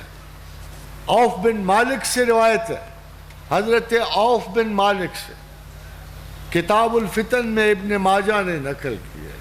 نبی صلی اللہ علیہ وآلہ وسلم نے فرمایا یہود 71 فرقوں میں بٹے, نصارہ 72 میں بٹے, خدا کی قسم میری امت 73 میں بٹے. اب پتہ جب یہ جملہ بولا جائے تو اس سے مراد ہوتی ہے کہ یہود بڑے فرقوں میں تقسیم، عیسائی ان سے زیادہ فرقوں میں تقسیم، اور میری امت، فرمایا میری امت ان سے زیادہ طبقوں میں بٹے گی۔ ہمارے ہاں تو ہر گلی کوچے میں ایک فرقہ ہے، ہم بڑی آسانی سے نکال سکتے ہیں، ایک فرقہ ہر گلی کوچے میں پڑا ہوا ہے، ہر بازار میں ایک فرقہ ہے، بلکہ ہوتے ہوتے میرا خیال ہے پاکستان مملکت خداداد فرقہ جات ہو جائے، اتنے زیادہ فرقے ہو۔ مگر فرمایا جن میں سے ایک کے سوا باقی سب دوزخ میں جائیں گے۔ بڑی سخت وعید ہے، سرزنش ہے، احتیاط کے قابل ہے سننا۔ پوچھا گیا یہ کون لوگ ہیں؟ فرمایا جو نجات پائیں گے۔ وہ ایک کون ہے؟ فرمایا الجماعت، یہ جماعت المسلمین ہے، یہ مسلمان ہے، انہی کا نام جماعت ہے، یہ کسی دوسرے نام سے نہیں جانے جاتے۔ یہ مسلمان جو کہلائیں گے نا، مسلمان جو سواد اعظم ہے، وہی جماعت ہے، وہی نجات یافتہ ہے۔ ابو ذر رضی اللہ تعالی عنہ سے روایت ہے، رسول اللہ صلی اللہ علیہ وسلم نے فرمایا جو نظام ریاست سے الگ ہوا، یہ بھی بڑی امپورٹنٹ ہے، جو نظام ریاست سے الگ ہوا، جس نے مسلمان ریاست سے علیحدگی اختیار کی، اس نے اسلام کی چادر کو گردن سے اتار پھینکا۔ وہ اسلام میں نہیں رہا، وہ اسلام میں نہیں رہا جس نے اسلامی ریاست کو ترک کیا، جس نے ریاست اسلامیہ کے خلاف جد و جہد کی، بغاوت کی اور اسلامی ریاست کو نہ مانا، اس نے اسلام کا کلاوہ بھی گردن سے اتار پھینکا۔ اور خاتون حضرات، ایگزیکٹو آرڈرز کیا ہیں بھلا؟ جو فرقوں میں بٹے اس کے ایگزیکٹو آرڈرز کیا ہیں؟ سیدنا الفجا بیان کرتے ہیں جو شخص تمہارے پاس آئے اور حالت یہ ہے کہ تم وہ سب متحد ہو اور وہ تمہارے اتحاد کو توڑنے کا ارادہ رکھتا ہو یا تمہاری جماعت کو متفرق کرنے کا ارادہ رکھتا ہو، اس کو قتل کر۔ حدیث یہ ہے کہ جو شخص اس حال میں آئے کہ تم متحد ہو اور متفق ہو اور وہ اس لیے آئے کہ تمہارا اتحاد توڑ دے اور تمہاری جماعت کو متفرق کر دے، تم اس کو قتل کرو۔ سیدنا حذیفہ بن یمان کی حدیث ہے، بڑی خوبصورت حدیث ہے۔ فرماتے ہیں کہ پوچھا اس خیر کے بعد کوئی شر ہوگا؟ وہ خیر جو اللہ کے رسول کے ساتھ جاری تھی، اصحاب رسول کے ساتھ جاری تھی۔ فرمایا یا رسول اللہ اس خیر کے بعد کوئی شر ہوگا؟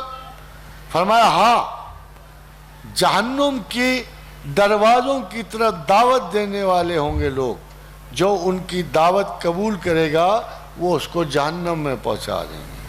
میں نے عرض کیا یا رسول اللہ صلی اللہ علیہ وسلم ان کے کچھ اوصاف تو بتائیے، ہم ان کو پہچانیں گے کیسے؟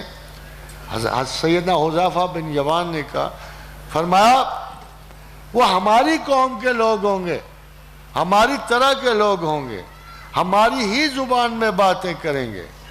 تو میں نے عرض کی کہ اگر اس وقت کو پا لوں تو مجھ پہ کیا لازم ہے، میں کیسے بچوں ان سے؟ فرمایا مسلمین کی جماعت اور ان کے امام کو لازم پکڑنا۔ مسلمین کی جماعت۔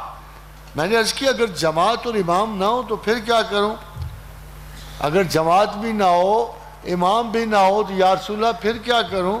فرمایا ان سب فرقوں سے الگ ہو جانا۔ پھر غور کرو، ان سب فرقوں سے الگ ہو جانا۔ تمہیں درخت کی جڑیں چبانی پڑ جائیں یہاں تک کہ تمہیں اس حالت میں موت آ جائے۔ سب فرقوں سے علیحدہ ہو جانا یہاں تک کہ تمہیں موت آ جائے، اور تمہیں درختوں کی جڑیں بھی اگر چبانی پڑے تو کسی فرقے میں شریک نہ ہونا اور جماعت کو ترک نہ کر۔ عذر بڑے خواتین و حضرات، ہمارے پاس عذر بڑے، ہمارے پاس اتنے عذر ہیں۔ پوچھا اب راستے کا طریقہ کیا ہے کہ یا رسول اللہ اگر یہ جماعت تقسیم ہوگی 73 میں امت تو ہم کس راستے پہ چلیں گے؟ فرمایا یہ وہ جماعت ہوگی جو اس راستے پہ چلے گی جس پر میں اور میرے اصحاب ہوں گے۔ اگر آپ اصحاب مشکوک کر دو، حدیث رسول مشکوک کر دو، اللہ کے رسول کو مشکوک کر دو، آپ نے خدا کو مشکوک کر دیا، قصہ تمام ہوا، مذہب سے نجات ہوئی، سیکولرزم کی جنت آپ کو نصیب ہوگی، نہ اللہ نہ رسول، پھر لندن میں جا بسو یا پیکاڈیلی سرکس میں جا کے رہو، زندگی آسان ہو جاتی۔ پر جسے مسلمان ہونا ہے نا، اس کو تھوڑی محنت کرنی پڑتی، جسے مسلمان ہونا۔ فرشتوں سے بہتر ہے انسان ہونا، مگر اس میں پڑتی ہے محنت زیادہ۔ فرمایا اللہ عز و جل میری امت کو اکٹھا نہیں رکھے گا۔ آپ کو یاد ہے معراج کی شب اللہ کے رسول نے استدعا کی، کیا رسول یا پروردگار میری امت کا اتحاد مجھے عطا فرمائے، میری امت میں تفرقہ نہ پڑے۔ کہا نہیں، یہ حکمت الہیہ ہے، اسی زمانے چلنا ہے، یہ تاریکی اور نور کا سفر ہے، کوئی اچھا ہوگا کوئی برا ہوگا، یہ نہیں گرانٹ کیا جا سکتا، یہ نہیں گرانٹ ہو سکتا۔ پھر فرمایا، پھر حضور نے فرمایا میری امت، پھر حضور کہا کہ اللہ عز و جل میری امت کو اکٹھا نہیں رکھے گا، ظاہر ہے وہاں فیصلہ نہیں ہو سکتا، میری امت میں گمراہی ہوگی، مگر اللہ کا ہاتھ جماعت پر ہے، اور جو کوئی جماعت سے گمراہ ہوا وہ دوزخ کی طرف گیا۔ یہ دوزخ کا رستہ ہے، جماعت سے گمراہ ہونا دوزخ کا رستہ ہے۔ حضرت عبداللہ بن عمر سے روایت ہے، اور بار بار رسول اللہ نے کہا کہ جو بھی میرے اور میرے اصحاب کے رستے سے ہٹا، وہ جو فرقوں میں بٹا، وہ ضرور جہنم میں جائے گا۔ اب پوچھا گیا یا رسول اللہ کب تک اسلام چلا، کیا خوبصورتی کیا حسن اس میں پیدا ہوا؟ فرمایا سب سے اچھا زمانہ کرنی میرا زمانہ، ثم الذین یلونہ، پھر میرے اصحاب کا زمانہ، ثم الذین یلونہ، پھر تابعین کا زمانہ، میرا زمانہ، پھر وہ لوگ جو اس سے قریب ہوں گے، پھر وہ لوگ جو اس سے قریب ہوں گے۔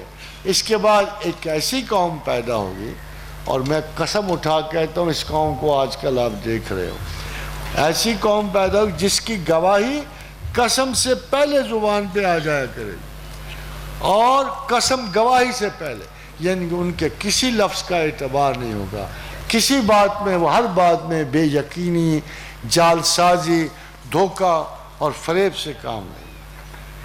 خاتون حضرات، یہ اللہ ہوئے، رسول ہوئے، بڑا ناز ہے نا آپ کو، چار ائمہ پہ کچھ ان کی بھی رائے سن لو، آپ کا خیال ہے نا وہ تقسیم کرتے ہیں، ذرا ان کی رائے سن لو۔ حضرت امام ابو حنیفہ کا ارشاد ہے کسی کے لیے حلال نہیں، ذرا غور سے سنو، کسی کے لیے حلال نہیں کہ ہمارے قول کے مطابق فتویٰ دے۔ مولانا فرمایا کیا وہ وارننگ ایشو کر رہے ہیں؟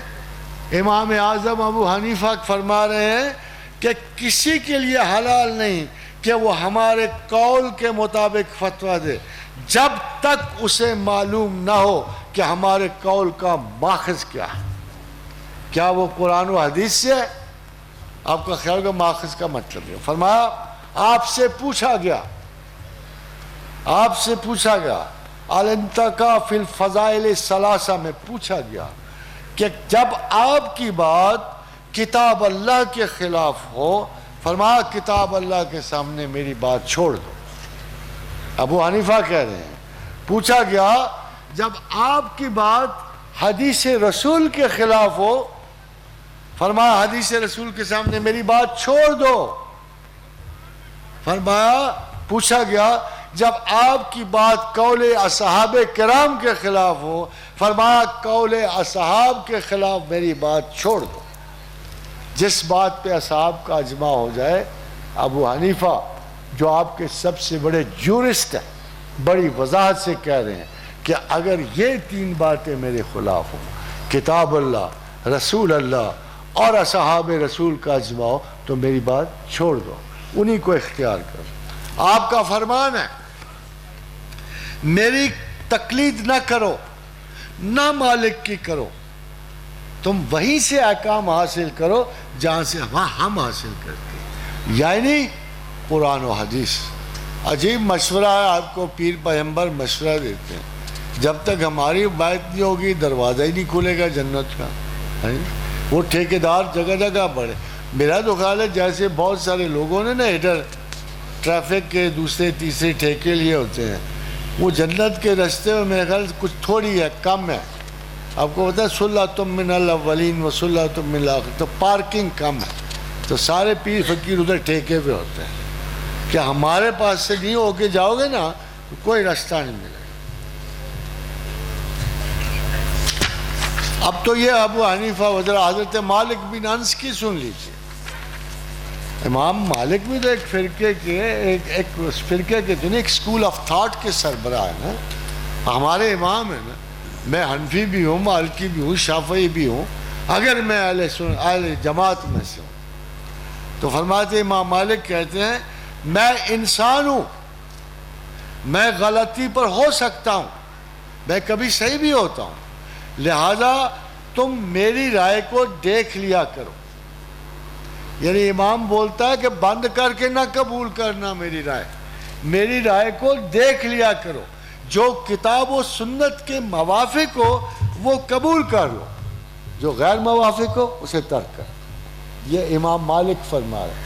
موطا کا مصنف یہ کہہ رہا ہے، موطا جو کتاب قانون ہے، جو کتاب حدیث ہے، وہ آپ کو یہ کہہ رہے ہیں، فرمایا میری کسی بات کے متقابل کوئی حدیث ثابت ہو، فرمایا اگر میری کسی بات کے متقابل اگر کوئی حدیث ہو تو پھر حدیث پہ عمل کرو، میری بات چھوڑ دو۔ دیکھا آپ نے کتنے اسٹریٹ فارورڈ تھے یہ علماء وقت، یہ ہمارے جورسٹ، ان پہ کوئی الزام نہیں آتا، ان پہ کوئی الزام، انہوں نے حق بات آپ کو بتا دی۔ الزام ان گروہوں پہ آتا ہے جنہوں نے اپنے رجسٹر کر لیے، اپنے اسباق فائنل کر لیے، اس کے بعد منع کیا آپ کو اس سے آگے نہ سوچنا۔ جو اسکول آف تھاٹ آپ کو منع کرتا ہے کہ اس سے آگے نہ سوچنا، نہ غور و فکر کرنا، ہمارے سوا کسی کی بات قبول نہ کرنا، وہ اصل میں فرقے کی واحد مضبوط پہچان ہے۔ دیکھیے کیا کہتے ہیں مالک، کہتے ہیں جب میری کسی بات کو خلاف سنت رسول پاؤ، جب میری کسی بات کو خلاف سنت رسول پاؤ تو سنت اختیار کرو، میری بات چھوڑ دو۔ کتنے اچھے لوگ، خوبصورت لوگ، خدا کے نیک بندے، ہمارے لیے باعث افتخار، عاقل لوگ تھے۔ اور آگے ذرا تھوڑی اور سختی کی کہ فرمایا جب میری بات کے حدیث خلاف پاؤ تو حدیث پہ عمل کرو، میری بات کو دیوار پہ پھینک دو، مار دو، پڑے اٹھا کے پھینک دو۔ ڈونٹ بی کنسرن کہ یہ مالک نے کہا۔ اب وہ سب سے سخت امام کی رائے دے رہا ہوں آپ کو ابھی، جن کے بارے میں مشہور ہے کہ وہ اپنی بات چھوڑتے ہی نہیں تھے، ان کے پاس نرمی کوئی نہیں تھی۔ امام احمد بن حنبل کی، کچھ تو ہمارے احباب یا حنابلہ میں سے بھی ہوں گے، مگر امام احمد بن حنبل کی رائے سن، سب سے ریجڈ اصولی موقفات پہ امام احمد بن حنبل کو گنا جاتا ہے، مگر انہوں نے بھی بڑی اصولی بات کی ہے۔ انہوں نے فرمایا ہے کہ دین کے معاملوں میں لوگوں کی تقلید کرنا انسان کی کم فہمی کی علامت ہے۔ دین کے معاملے پتہ ہے لوگ کون کہہ رہے ہیں، کن کو لوگ ہیں، اپنے آپ۔ یہاں لوگوں سے مراد ہر بندہ نہیں، یہاں ائمہ کی بات کر رہے ہیں، بڑے بڑے لوگوں کی بات کر رہے ہیں کہ دین کے معاملے میں، یعنی اگر آپ لوگوں کی تقلید کرو گے تو اس کا مطلب ہے آپ کم فہم ہو دین میں۔ اوپر فرماتے ہیں نہ میری تقلید کرو، نہ مالک کی کرو، نہ اوزائی اور ثوری کی تقلید کرو، بلکہ جہاں سے دین لیا ہے وہیں سے دین حاصل کرو۔ ہے نا خوبصورت بات؟ کوئی فرقہ نہیں، کوئی روب نہیں, کوئی تعقل کو کسی قسم کا انہوں نے قید نہیں کیا. ٹھیک ہے, ہماری بات اگر دین کے مطابق ہو تو ہماری قبول کر لو, مگر نہ مطابق ہو تو دین کی کرنا, ہماری نہ کرنا. اپنے خلاف کوئی فیصلہ دیتا ہے بھائی جی؟ آج کل کوئی دیتا ہے کوئی عالم کسی کو تمہاری بات غلط ہے تو کہتا ہے ٹھہر جا ابھی بلاتا ہوں کو خودکش بامبر. اور دیکھیے پھر فرمایا, امام مسلم اپنی کتاب میں حضرت امام ابن محمد بن سیرین کا قول نقل کرتے ہیں, کہتے ہیں یار دیکھو خدا کا خوف کیا کرو, دین کو گھری پٹی چیز نہیں ہے, سستی شے نہیں ہے, اس کی امپورٹنس دماغ میں رکھو, یہ ٹاپ پرائیورٹی ہے. جب دین لینے جانا ہو نا تو کسی مسخرے سے نہ لیا کرو, یہ لبادے بدلنے والوں سے نہ لیا کرو, یہ چھوٹے موٹے ناز نخرے اپنی پہچان کے ان سے نہ لیا کرو. دین بہت سیریس بات ہے, ٹاپ پرائیورٹی ہے, ٹاپ ریلیف ہے, یہ جنت کا کریڈٹ ہے. بلینز اور ٹریلینز آف لائف جو آگے ہے اس کا پاسپورٹ ہے. خدا کے ولیے اس کو جاہلوں سے مت سیکھو, اس کو ناچ کود والوں سے مت سیکھو, رنگ بدلنے والے گرگٹ کے علماء سے مت سیکھو, اس کو صحیح لوگوں سے حاصل کیا کرو. ایک بات آپ کو بتاؤں, بڑے مزے کی تاریخی واقعہ, یہ امام مالک کا واقعہ ہے. آپ ان باتوں کو سنو گے آپ کو خیال ہوگا کہ لوگ کیا تعلیم دیتے ہیں اور ہمارے ائمہ کیا کرتے ہیں. آپ کو پتا ہے جب فتوحات ہو رہی تھی تو ہر امام کو باہر بھیجا جا رہا تھا, علیحدہ علیحدہ بھیجا جا رہا تھا. تو جو خلیفہ وقت تھے, جیسے جب خلیفہ منصور اہل بغداد کا حکمران ہوا تو بہت جابر تھا, تو اس نے امام مالک سے مشورہ کیا, کہا کہ میں سارے ملکوں میں موتا نہ بھجوا دوں. بادشاہ تھا, اور امام مالک جو تھا اپنا اس کا کیا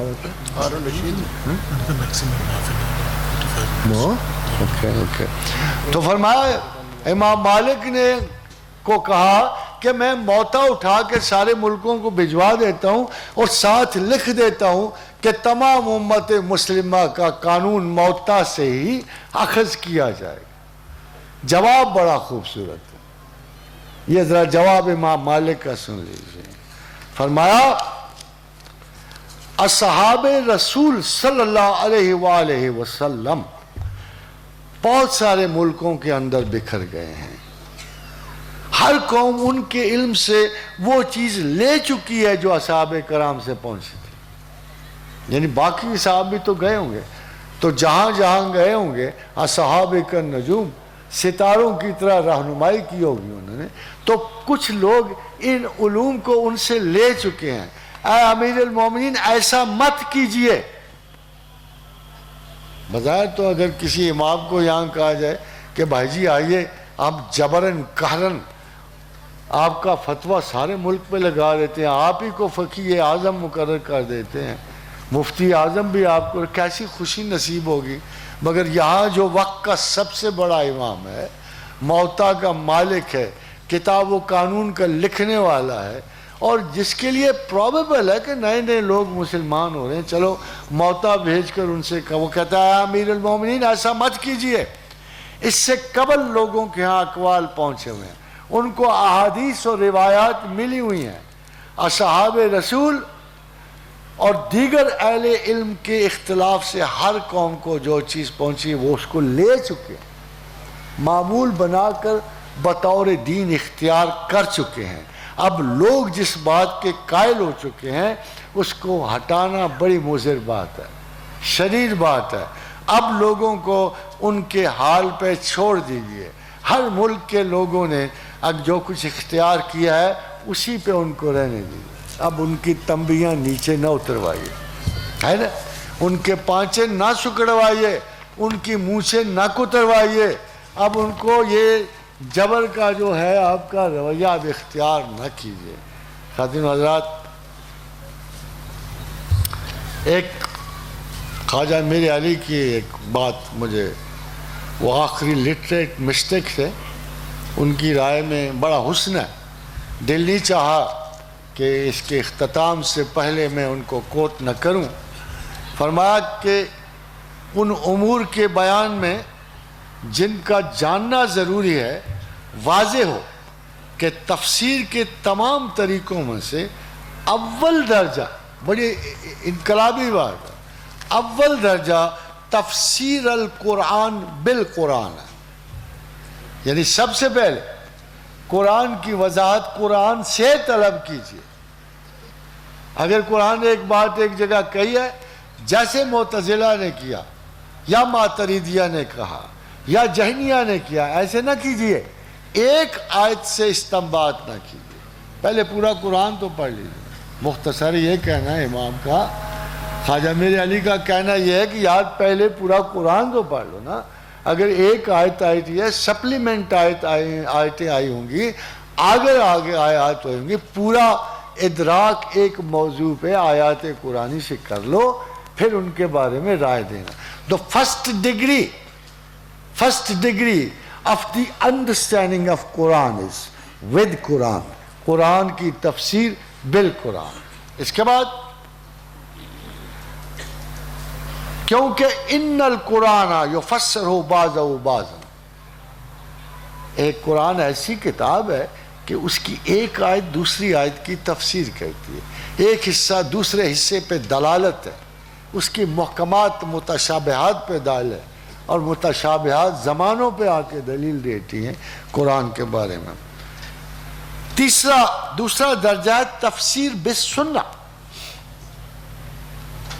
باوجود اس کے کہ وہ ایک بڑے اسپیشلائزڈ مسٹک علوم میں استاد معظم ہیں، اس کے باوجود جو رائے دے رہے ہیں قرآن پڑھنے کے بارے میں، کہ دوسرا طریقہ قرآن کی تفسیر بالسنہ کہ اصحاب کے رویوں سے تصدیق کرو۔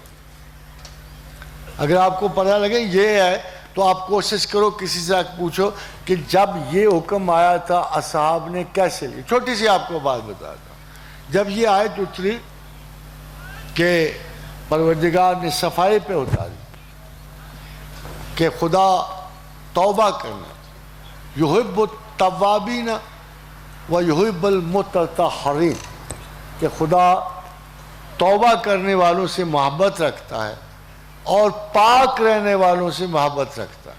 تو اصحاب نے پوچھا یا رسول اللہ توبہ کی تو سمجھ آ گئی مگر یہ پاک رہنے والے کون؟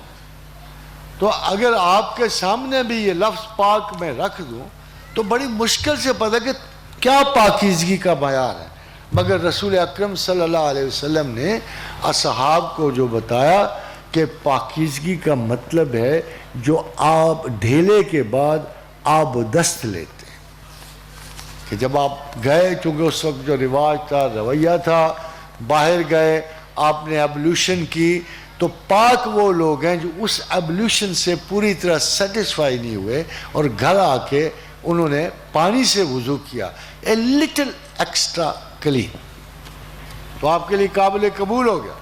اصحاب کی ان وضاحتوں سے دین ہماری گرفت میں آ جاتا ہے۔ آپ کو پتہ ہے اگر ہم ان کی بات نہ سنیں تو دین ہماری گرفت سے نکل جاتا ہے۔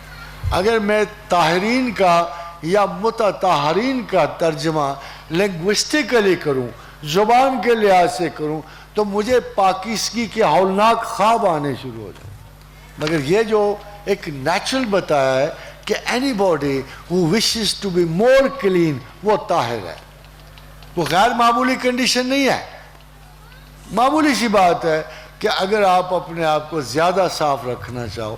اس لیے اصحاب کے رویے جو ہیں وہ قرآن کی اور سنت رسول کی بہترین تائید میں ہے اور بہترین تفسیر میں ہے۔ تیسرا درجہ شاہ خواجہ میر علی کہتے ہیں کہ اصحاب کرام کی تفسیر کا ہے، اور یہ کون ہے؟ خلفائے اربعہ، عبداللہ بن مسعود، عبداللہ بن عباس رضی اللہ تعالیٰ عنہما۔ پھر چوتھا درجہ تابعین اور تبع تابعین کا ہے۔ ان میں چند ایک کہ انہوں نے نام بتائے ہیں کہ عمدہ ترین مفسرین جو ہیں حضرت مجاہد بن جبر ابن عباس کے شاگردوں میں سے، اور امام بخاری اور امام شافعی نے ان کی تفسیر پہ اظہار اعتماد کیا ہے. خاتون حضرات, in the end, I wish you to understand کہ ہماری بڑی خواہش ہوتی ہے اور بہت سارا تجسس اس بات پہ ہوتا ہے, who's right, who's wrong.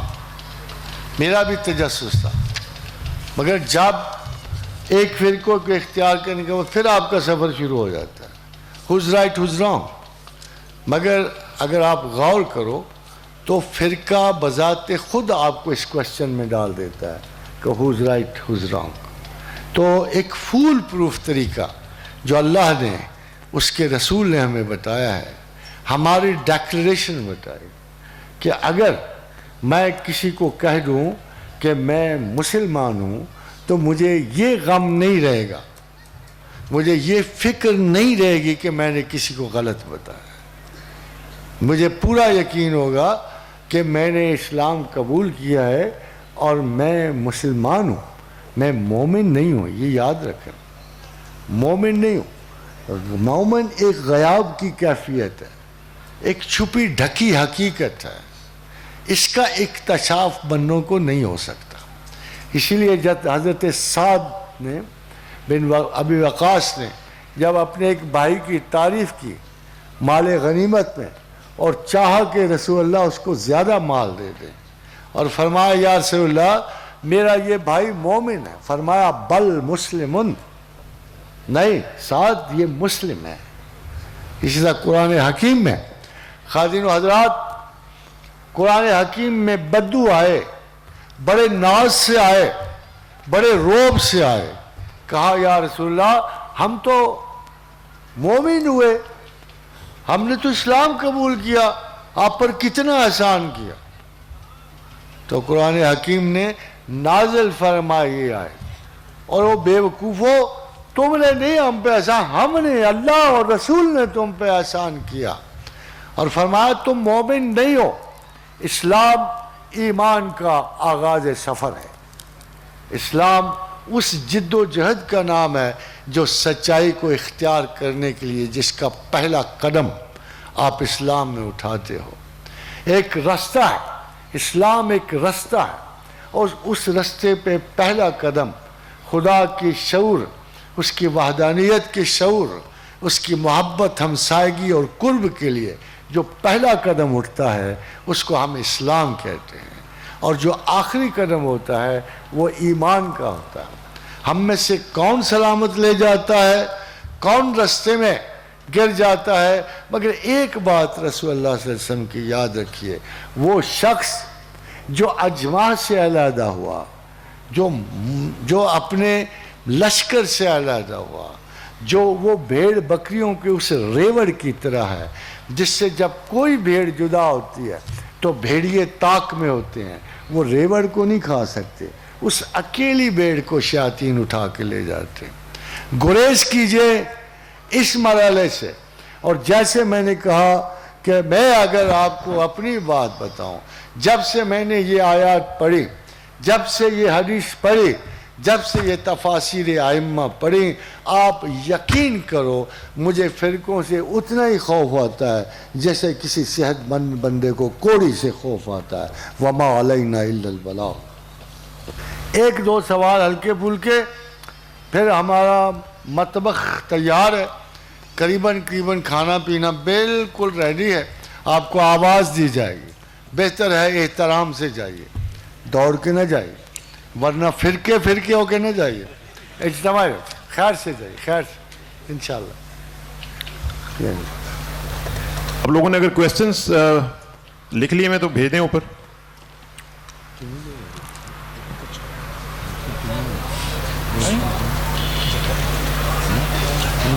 Professor صاحب آپ کی اجازت سے پہلا سوال سر. جی پوچھا گیا کہ قرآن میں دلوں پر مہر لگانے والی بات کی گئی ہے, اس کی ذرا وضاحت کر دیجئے. توفیق کسے کہتے ہیں یہ بھی پوچھا گیا ہے. توفیق کا تو بڑا سمپل سا ایک قرآنی آیت سے ایکسپلین ہو جاتا. وما توفیق الا باللہ علیہ توکلت و الیہ انیب. کہ اللہ کو جاننا، بھروسہ کرنا اور ہر مشکل سوال کے لیے خدا کو پلٹنا، رجوع کرنا توفیق ہے۔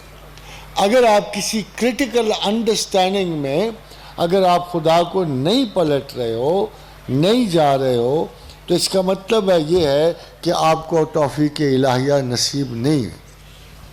اگر آپ پیغمبروں کا ذکر پڑھو تو آپ کو ہر پیغمبر میں ایک خصوصیت نظر آتی ہے کہ وہ الیہ انیب، کہ جیسے حضرت سلیمان کا ذکر ہو یا حضرت داؤد کا ہو، ان کی ایک صفت ہر وقت بیان کی جاتی ہے کہ نعم العبد انہ اواب، کہ بڑے اچھے بندے تھے، اللہ کو رجوع کرتے تھے۔ تو یہ انابیت جو ہے یہ پیغمبرانہ صفت ہے اور مسلسل صفت ہے، اس لیے توفیق اس کے علاوہ کچھ نہیں کہ ہر معاملے، فکر اور زندگی میں آپ خدا کو رجوع فرماؤ۔ پروفیسر صاحب یہ پوچھا گیا کہ اگر انسان کوئی گناہ کرے تو گناہ اس کی اپنی وجہ سے ہے، اور اگر کوئی نیکی کرے تو اللہ کا کرم یا توفیق سے ہے، جبکہ آپ کے پچھلے لیکچر کے مطابق انسان ریموٹلی کنٹرولڈ ہے اور 6 سیکنڈ پہلے کوئی بھی کام کرنے سے پہلے وہ فیصلہ کرتا ہے، اوپر سے کوئی نہ کوئی فیصلہ آ جاتا ہے، تو پھر انسان کو آخرت میں پوچھا کیوں جائے گا اس حوالے سے؟ دونوں احکامات میں ڈفرنس ہے۔ ایک حکم سے دنیا چلتی ہے، کام کاج چلتے ہیں، آپ کی موومنٹ ہیں اس میں، آپ کا رزق ہے اس میں، آپ کے بیوی بچے ہیں، رشتہ دار، یہ احکامات جو ہیں خدا کے کنٹرول میں ہیں۔ یہ اللہ نے صاف کہہ دیا کہ یہ لکھے ہوئے ہیں، جب کوئی چیز لکھی جائے گی تو وہ آپ کے کنٹرول میں ہوگی۔ ما من دابۃ فی الارض الا علی اللہ رزقھا وَيَعْلَمُ مُسْتَقَرَّهَا وَمُسْتَوْدَعَهَا، یہ لکھے گئے ہیں، آپ کی موومنٹ لکھی گئی ہیں، آپ کے انداز حیات لکھے گئے ہیں، آپ کے کام کاج لکھے گئے ہیں۔ یہ جو دوسری ٹوٹل کنٹرول کی موومنٹ ہے، یہ ایک فیصلہ کن موومنٹ ہے، جس سے مراد صرف چوائس ہے، اِنَّا هَدَيْنَاهُ السَّبِيلَ إِمَّا شَاكِرًا وَإِمَّا كَفُورًا۔ آپ کا انتخاب صرف اس آیت تک محدود ہے۔ پروفیسر یہ پوچھا گیا کہ آپ نے 73 فرقوں کی بات کی ہے، حضور پاک صلی اللہ علیہ وسلم نے یہ فرمایا ہے اگر، تو پھر تو یہ پیدا ہونے ہیں۔ تو جی آپ نے گنے نہیں ہوں گے، آپ ایک ہی فرقے سے متعلق ہوں گے۔ 73 چھوڑ کے 7300 ہو چکے ہیں۔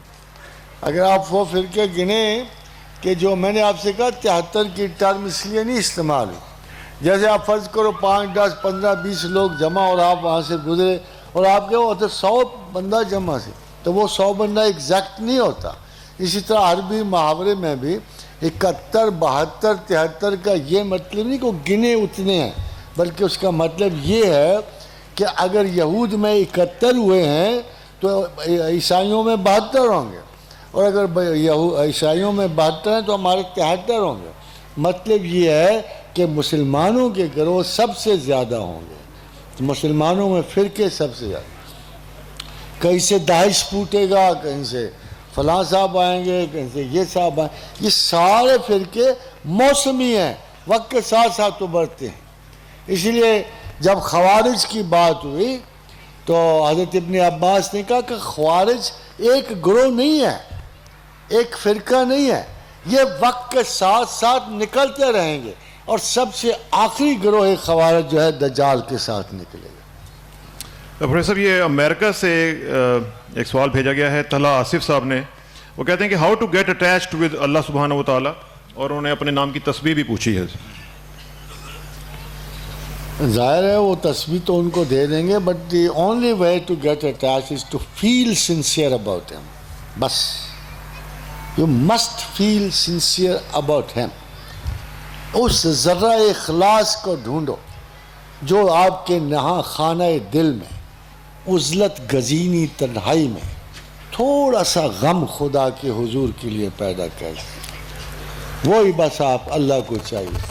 اللہ عباد اللہ المخلصین، ایک آنسو ڈھونڈو جو خدا کے لیے نکلے، مکھی کے سر کے برابر، اور آپ کے رخسار تک آ کے سوکھ جائے، آپ کو نار دوزخ سے رہائی بخشے گی اور قربت حضور بخشے گی۔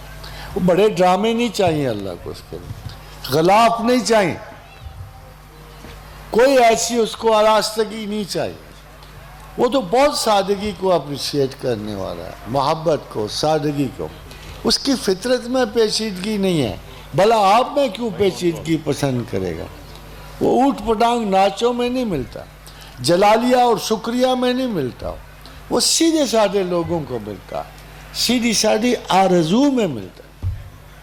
کوئی زمانہ تھا، ایک شاعر تھا، اس نے سب سے مختصر نظم لکھی.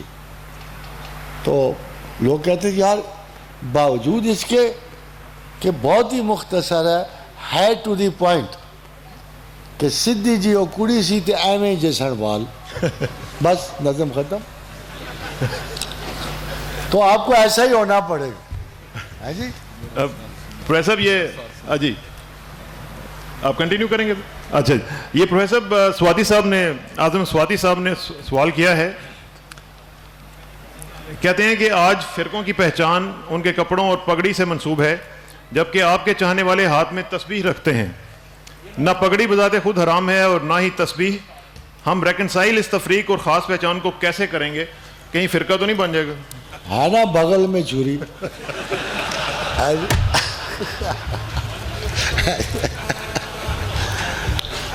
بات یہ ہے کہ امامہ کسی وقت کہا گیا کہ عربوں کی شان ہے امامہ.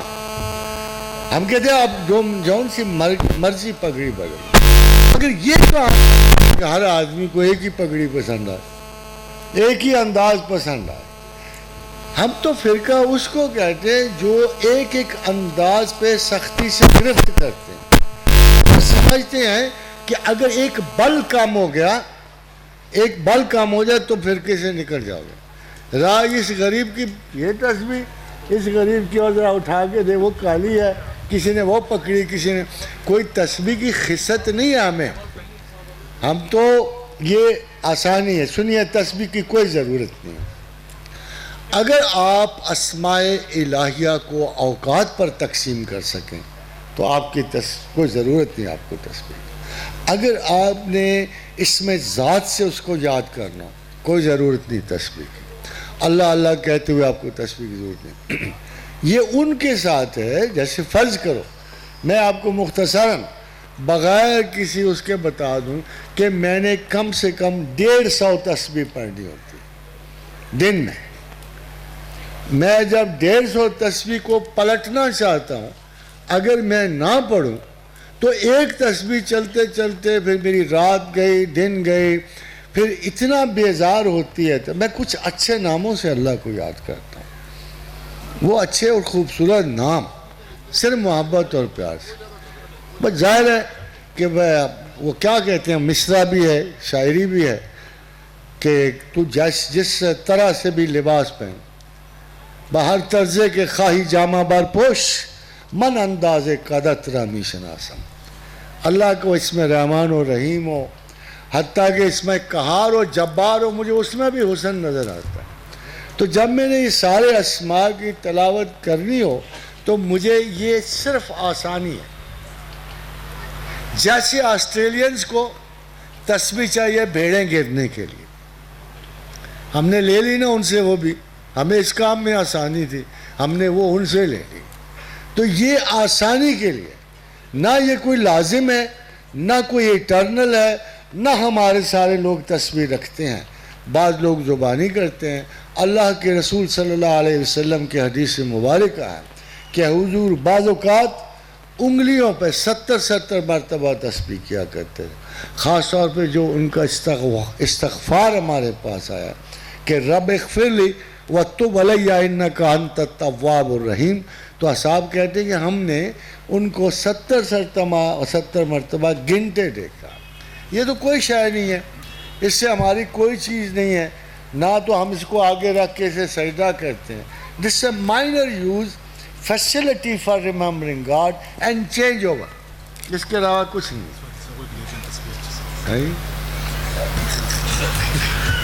سواتی صاحب کو مجھے خیال ہے کہ تسلی ہوگی. پروفیسر صاحب یہ پوچھا گیا ہے کہ اللہ تعالیٰ کی طرف بڑھتے ہوئے شناخت کی مختلف مراحل طے کرتے ہوئے کیا یہ ضروری نہیں ہے کہ اللہ تعالیٰ کی نظری اور بصری جو اس کو دیکھنا ہے وہ بھی پاسبل ہو. اور آخر میں وہ پوچھتے ہیں isn't it a psychological need of a Sufi before death. Tajammul شاہد صاحب نے یہ ڈسٹنٹ کویشچن بھیجا ہے. یعنی علم کے مختلف مراتب طے کرتے ہوئے اور صوفی کے لیے کیا یہ ضروری ہے کہ وہ اللہ تعالیٰ کو دیکھے یا اس کے خواب میں دیکھے یا not at all. دیکھیے نا اصول تو ہم دیکھ سکتے نہیں ہیں. دیکھیے ہر انسان بہت بڑا شاید تھا, ٹرانسفارمر تھا, اگر جن سے بڑا. آپ یہ تو نہیں کہہ سکتے کہ اس عالم میں جن سے بڑا تھا یا اس عالم میں کسی ملک سے بڑا تھا. تو جو بنیادی تخلیق انسان ہے وہ تو بہت بڑی تھی, ایک ایسا روحی وجود جو باقی تمام تر روحانی وجودوں پر غالب تھا, اور پھر اس میں بہت بڑی عقل جو ہے وہ سمیٹی گئی, رکھی گئی, اسے بادشاہ وقت اور مملکت بنایا گیا, خلیفۃ اللہ فی الارض بنایا گیا. وہ ہم نہیں ہیں. میں آپ کو بتانا چاہتا ہوں کہ وہ آدم میں نہیں ہوں. وہ آدم جس نے کمپیٹ کیا, وہ آدم جس نے خلافت عرضی پائی, وہ آدم جس کو مسجود ملائک کہا گیا, وَإِذْ قُلْنَا لِلْمَلَائِكَةِ اسْجُدُوا لِآدَمَ فَسَجَدُوا إِلَّا إِبْلِيسَ. وہ میں نہیں ہوں. میں ہوں قید کردہ غلام اللہ کا. میں ہوں جسے دنیا میں زوال پذیر کر کے پیدا کیا, جس کی لمیٹیشنز مقرر کی گئی, جس کو کچھ کمی دی گئی, جس کے 8 کروڑ برین سیلز میں صرف 2 لاکھ چالو کیے گئے. میری باقی حکومت کو ضبط کر لیا گیا اور یہ کہا گیا کہ کل نحبتو بعضکم لبعض عدو, نیچے جاؤ, تم کو نیچے بھیجا جا رہا ہے. کیوں؟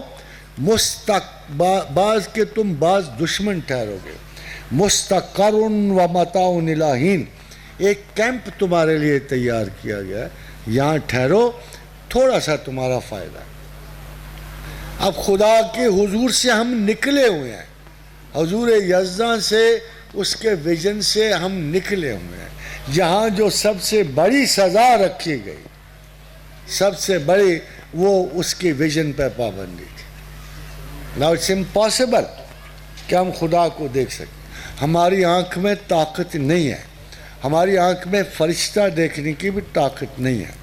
یہ حدیث ہے کہ فرشتہ جبریل امین جب حضور کے پاس آیا کرتے تھے اور سلام کیا کرتے تھے, اور خواتین کو, اہل خانہ کو بھی سلام کرتے, تو ایک دفعہ بچپن میں حضرت عبداللہ ابن عباس نے جبریل پہ نظر ڈال دی تھی.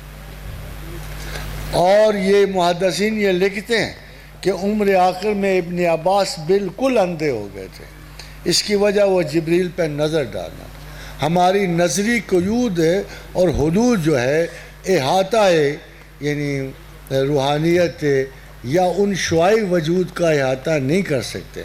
آپ کو یاد ہوگا کہ وہ فرد واحد جو خدا کے ویژن پہ دلیل ہیں, یعنی آقا و رسول و محمد رسول اللہ صلی اللہ علیہ وآلہ وسلم, ان کو بھی افلاک پہ جانے سے پہلے, یہ یاد رکھیے گا, افلاک پہ جانے سے پہلے, حضور یزداں جانے سے پہلے, ان کو بھی پہلے ایک آپریشن میں ڈالا گیا, شک صدر میں ڈالا گیا تھا.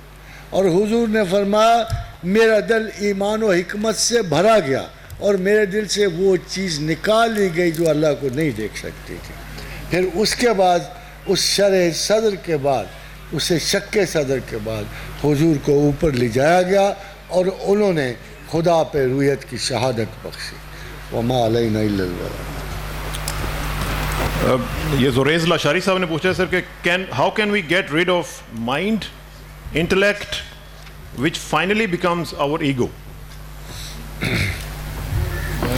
ایک ہی صورت ہے جناب لاشاری صاحب, اگر اسے ہم اپنا نہ سمجھیں, ادھار سمجھیں, کسی کی ملکیت سمجھیں, اور زیادہ اس پہ دست درازی نہ کریں. آپ نے دیکھا کہ خدا کیا کہتا ہے, اور یہ بات میں آپ کو بالکل واضح سنا دوں, آپ کی عقل آپ کی نہیں ہوتی. آپ کو قرآن کہتا ہے اِنَّا عَرَضْنَا الْأَمَانَةَ, میں نے تمہیں امانت دی, اس امانت کی وجہ غلبہ دیا, اس کو سنبھال کے خرچو, جو اس کے مقاصد ہے پورے کرو. اگر آپ نے امانت کو اپنا سمجھا تو تکبرات مغرب کی طرح آپ کا حال ہوگا، جہاں اپنے آپ کو گاڈز بنا لیں گے، خالق بنا لیں گے، جہاں خدائی کا انکار کریں گے، اور جب اصلی خدا کے انکار میں عقل پڑ جائے تو آپ نے امانت ضائع کر دی۔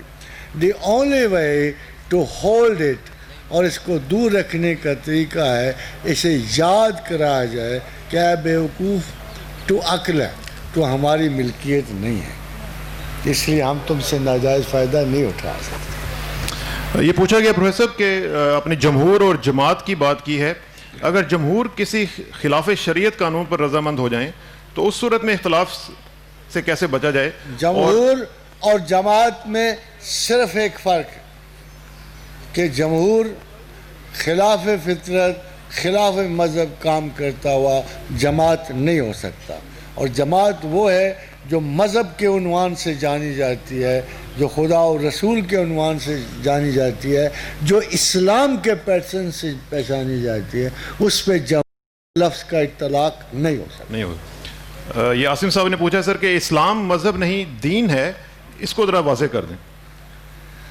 اسلام ٹھیک ہے کہ یہ مذہب کا مطلب یہ ہے کہ اس میں انجام نہیں ہے، ایک رستہ ہے۔ مذہب کا مطلب ہے چلنے کا رستہ، یہ منزل نہیں ہے۔ اسی لیے اگر کوئی اسلام دین نہیں ہے تو یہ غلط نہیں ہوگا، مگر یہ غلط ہوگا کہ ہم اگر اسلام اور دین کو تقسیم کر دیں، اسی چلنے کے رستے جس کو دین کہتے ہیں، دین تک پہنچیں گے، اور دین کا مطلب ہے پورا پورا لینا، پورا پورا دینا، یعنی دین انجام ہے، اس رستے پہ چل کے اس منزل کا انجام ہے جسے دین کہتے ہیں۔ ٹھیک ہے۔ پروفیسر آصف محمود صاحب نے پوچھا ہے کہ جس ہدایت یافتہ جماعت کا آپ نے ذکر فرمایا ہے، کیا وہ جماعت اس وقت کائنات عالم میں موجود ہے؟ وہ کون سی ہے؟ اگر نہیں تو ہم پھر کدھر جائیں؟ وہ آپ اچھی بات کہو گے، میں سنوں گا، میں تسلیم کروں گا، میں آپ کو سمجھوں گا، مگر میں آپ کو جماعت نہیں گنوں گا، فرقہ نہیں گنوں گا۔ مجھے پتہ ہے کہ میرے ایک مسلمان بھائی نے مجھے عقل کی بات بتائی، مجھے پتہ ہے کہ اس نے پڑھا لکھا، اس نے میرے ساتھ ایک بات ڈسکس کیا، میری ذہانت کو بھی رخ دیا ہے، میں آپ کی ذہانت کو پرکھوں گا، آپ مجھے پرکھیں گے۔ ایک اچھا مسلمان علم کی ہوس رکھتا ہے، ایک علم کی ہوس میں ہم جو ایک دوسرے کو سپورٹ کرتے ہیں، ہم اگر ایک قدم بھی آگر بڑھیں گے تو ہم ہی وہ جماعت ہیں جو خدا کے حضور علم حاصل کرنے کی کوشش کر رہی ہے۔ یہ پروفیسر پہلے کویسچن سے جڑا ہوا سوال ہے کہ کیا آپ بھی اپنے آپ کو سب سے علیحدہ کر کے فرقہ نہیں کریٹ کر رہے؟ باقی سب بھی یہی کہتے ہیں کہ فرقے میں نہ پڑھو، آپ بھی اپنے علاوہ کسی استاد کا ذکر ہی نہیں کرتے۔ سبحان اللہ، یہ آپ کو میں اکیلا نظر آتا ہوں؟ یہ دیکھو، میں تو اکیلا نہیں ہوں، مگر آپ ان میں سے دیکھو، میری شہادت وہ لوگ ہیں، ہر استاد کی شہادت وہ لوگ ہیں جو آپ اگر پوچھو گے ان سے، کیا آپ یہ کہیں گے کہ میں نے کہا ان کو کہ میں درست ہوں اور کوئی درست نہیں ہے؟ مگر جب آپ کہتے ہیں کہ میں کسی کی مخالفت کرتا ہوں تو اس کی وجہ ایک، جیسے میرے پاس اتنے بڑے اصحاب ڈاکٹر صاحبان بیٹھے ہیں، ٹیچرز بیٹھے ہیں، کیا ٹیچر کا یہ بھی حق نہیں ہے کہ کسی بالکل غلط کو غلط کہہ سکے؟ پھر اس نے پڑھانا کیا؟ ہم لوگ کسی سکہ بند علمی شخصیت کو غلط نہیں کہتے، ہم ان لوگوں کو غلط کہتے ہیں کہ جو انہوں نے اپنی نیم حکیمانہ انداز سے اسلام کو ذاتی مقاصد کے لیے استعمال کیا اور اس کی بنا پر اپنی عزت کمائی اور مخلوق کو اپنے مقاصد کے لیے استعمال کیا۔ یہ بلعم بن باور کی لسٹ میں یہ اساتذہ آتے ہیں، یہ اساتذہ نہیں سمجھے جائیں گے، ان کے ساتھ رعایت نہیں ہو سکتی۔ افسوس کی بات یہ ہے، ایک ٹیچر جو ہے وہ اپنے علم سے بہت متعصب ہوتا ہے، علم سے، وہ یہ نہیں کہ جو وہ کہہ رہا ہے، ہمیں علمیت سے تعصب ہے۔ ایک غلط قسم کا جب ایک نالج امپارٹ کی جائے گی تو اس کو کسی قیمت پہ میں درست نہیں کہہ سکتا۔ جیسے ایک ڈاکٹر ہے جو جانتا ہے، وہ کسی قیمت پہ بھی ایک قطعی کو ڈاکٹر نہیں کہہ سکتا۔ یہ علوم کی فرق ہے، یہ نہیں ہے کہ ہم ہر عالم کو برا کریں۔ میں آپ کو بتاؤں، میں پاکستان ایک شخص سے بہت متاثر ہوں، بہت زیادہ، جس کو میں ملا بھی نہیں ہوں، وہ ڈاکٹر حمید اللہ خان تھے. ساری زندگی باہر گزاری، مگر جاتے جاتے دیکھو اس شخص نے ایک احسان کیا. ایک بہت بڑا اعتراض مذہب پہ یہ تھا کہ حضور کے زمانے کے بعد حدیث مرتب ہوئی ہے. 70 سال بعد ہمیشہ جب بھی اعتراض آتا اسکیپٹکس کا، اور اعتراض کرنے والے کہ جی حدیث کی تو حیثیت ہی کوئی نہیں، یہ غلط ہے، 70 سال کے بعد مرتب ہوئے. ڈاکٹر حمید اللہ ساری زندگی سفر میں رہے، ہر دنیا کا کتب خانہ دیکھا، اور مرنے سے پہلے حدیث ابن مربع جو ہے 134 حدیث حضور کے زمانے کی، حضرت ابو ہریرہ رضی اللہ تعالی عنہ کی، مرتب کر کے آج کے ہاتھ میں پکڑا گیا. ہم ان کو عالم سمجھتے ہیں. ایک بہت بڑے اعتراض کا اتنا مسقط اور مثبت جواب کہ انہوں نے لاکھوں اور کروڑوں تنقید کرنے والوں کو منہ بند کر دیے ہیں کہ حدیث حضور صلی اللہ علیہ وسلم کے زمانے میں ہی مرتب ہو چکی تھی. اور وہب ابن منبع جو ہیں انہوں نے مرتب کی، اور ان کے نام سے یہ حدیث اب آپ کی لائبریریوں میں موجود ہے اور بازاروں میں آ چکی ہے. ہم ایسے شخص کو عالم کریں. پروفیسر صاحب، مطبخ سے خوشخبری آ گئی ہے جی. حضرات گرامی، پچھلے مرتبہ ایسا ہوا، کچھ لوگوں نے جلدی کھانا چاہا، کچھ لوگوں نے دیر سے. کھانا تو بہت ہوتا ہے، وہ تو اللہ تعالیٰ نے ہمیں برکت دی ہوئی ہے. ہم تھوڑے سے کھانا پکاتے ہیں، ہزاروں کو پورا ہو جاتا ہے. تو every thing is in abundance and perfectly in order. Kindly do it nicely, whatever it is. Please.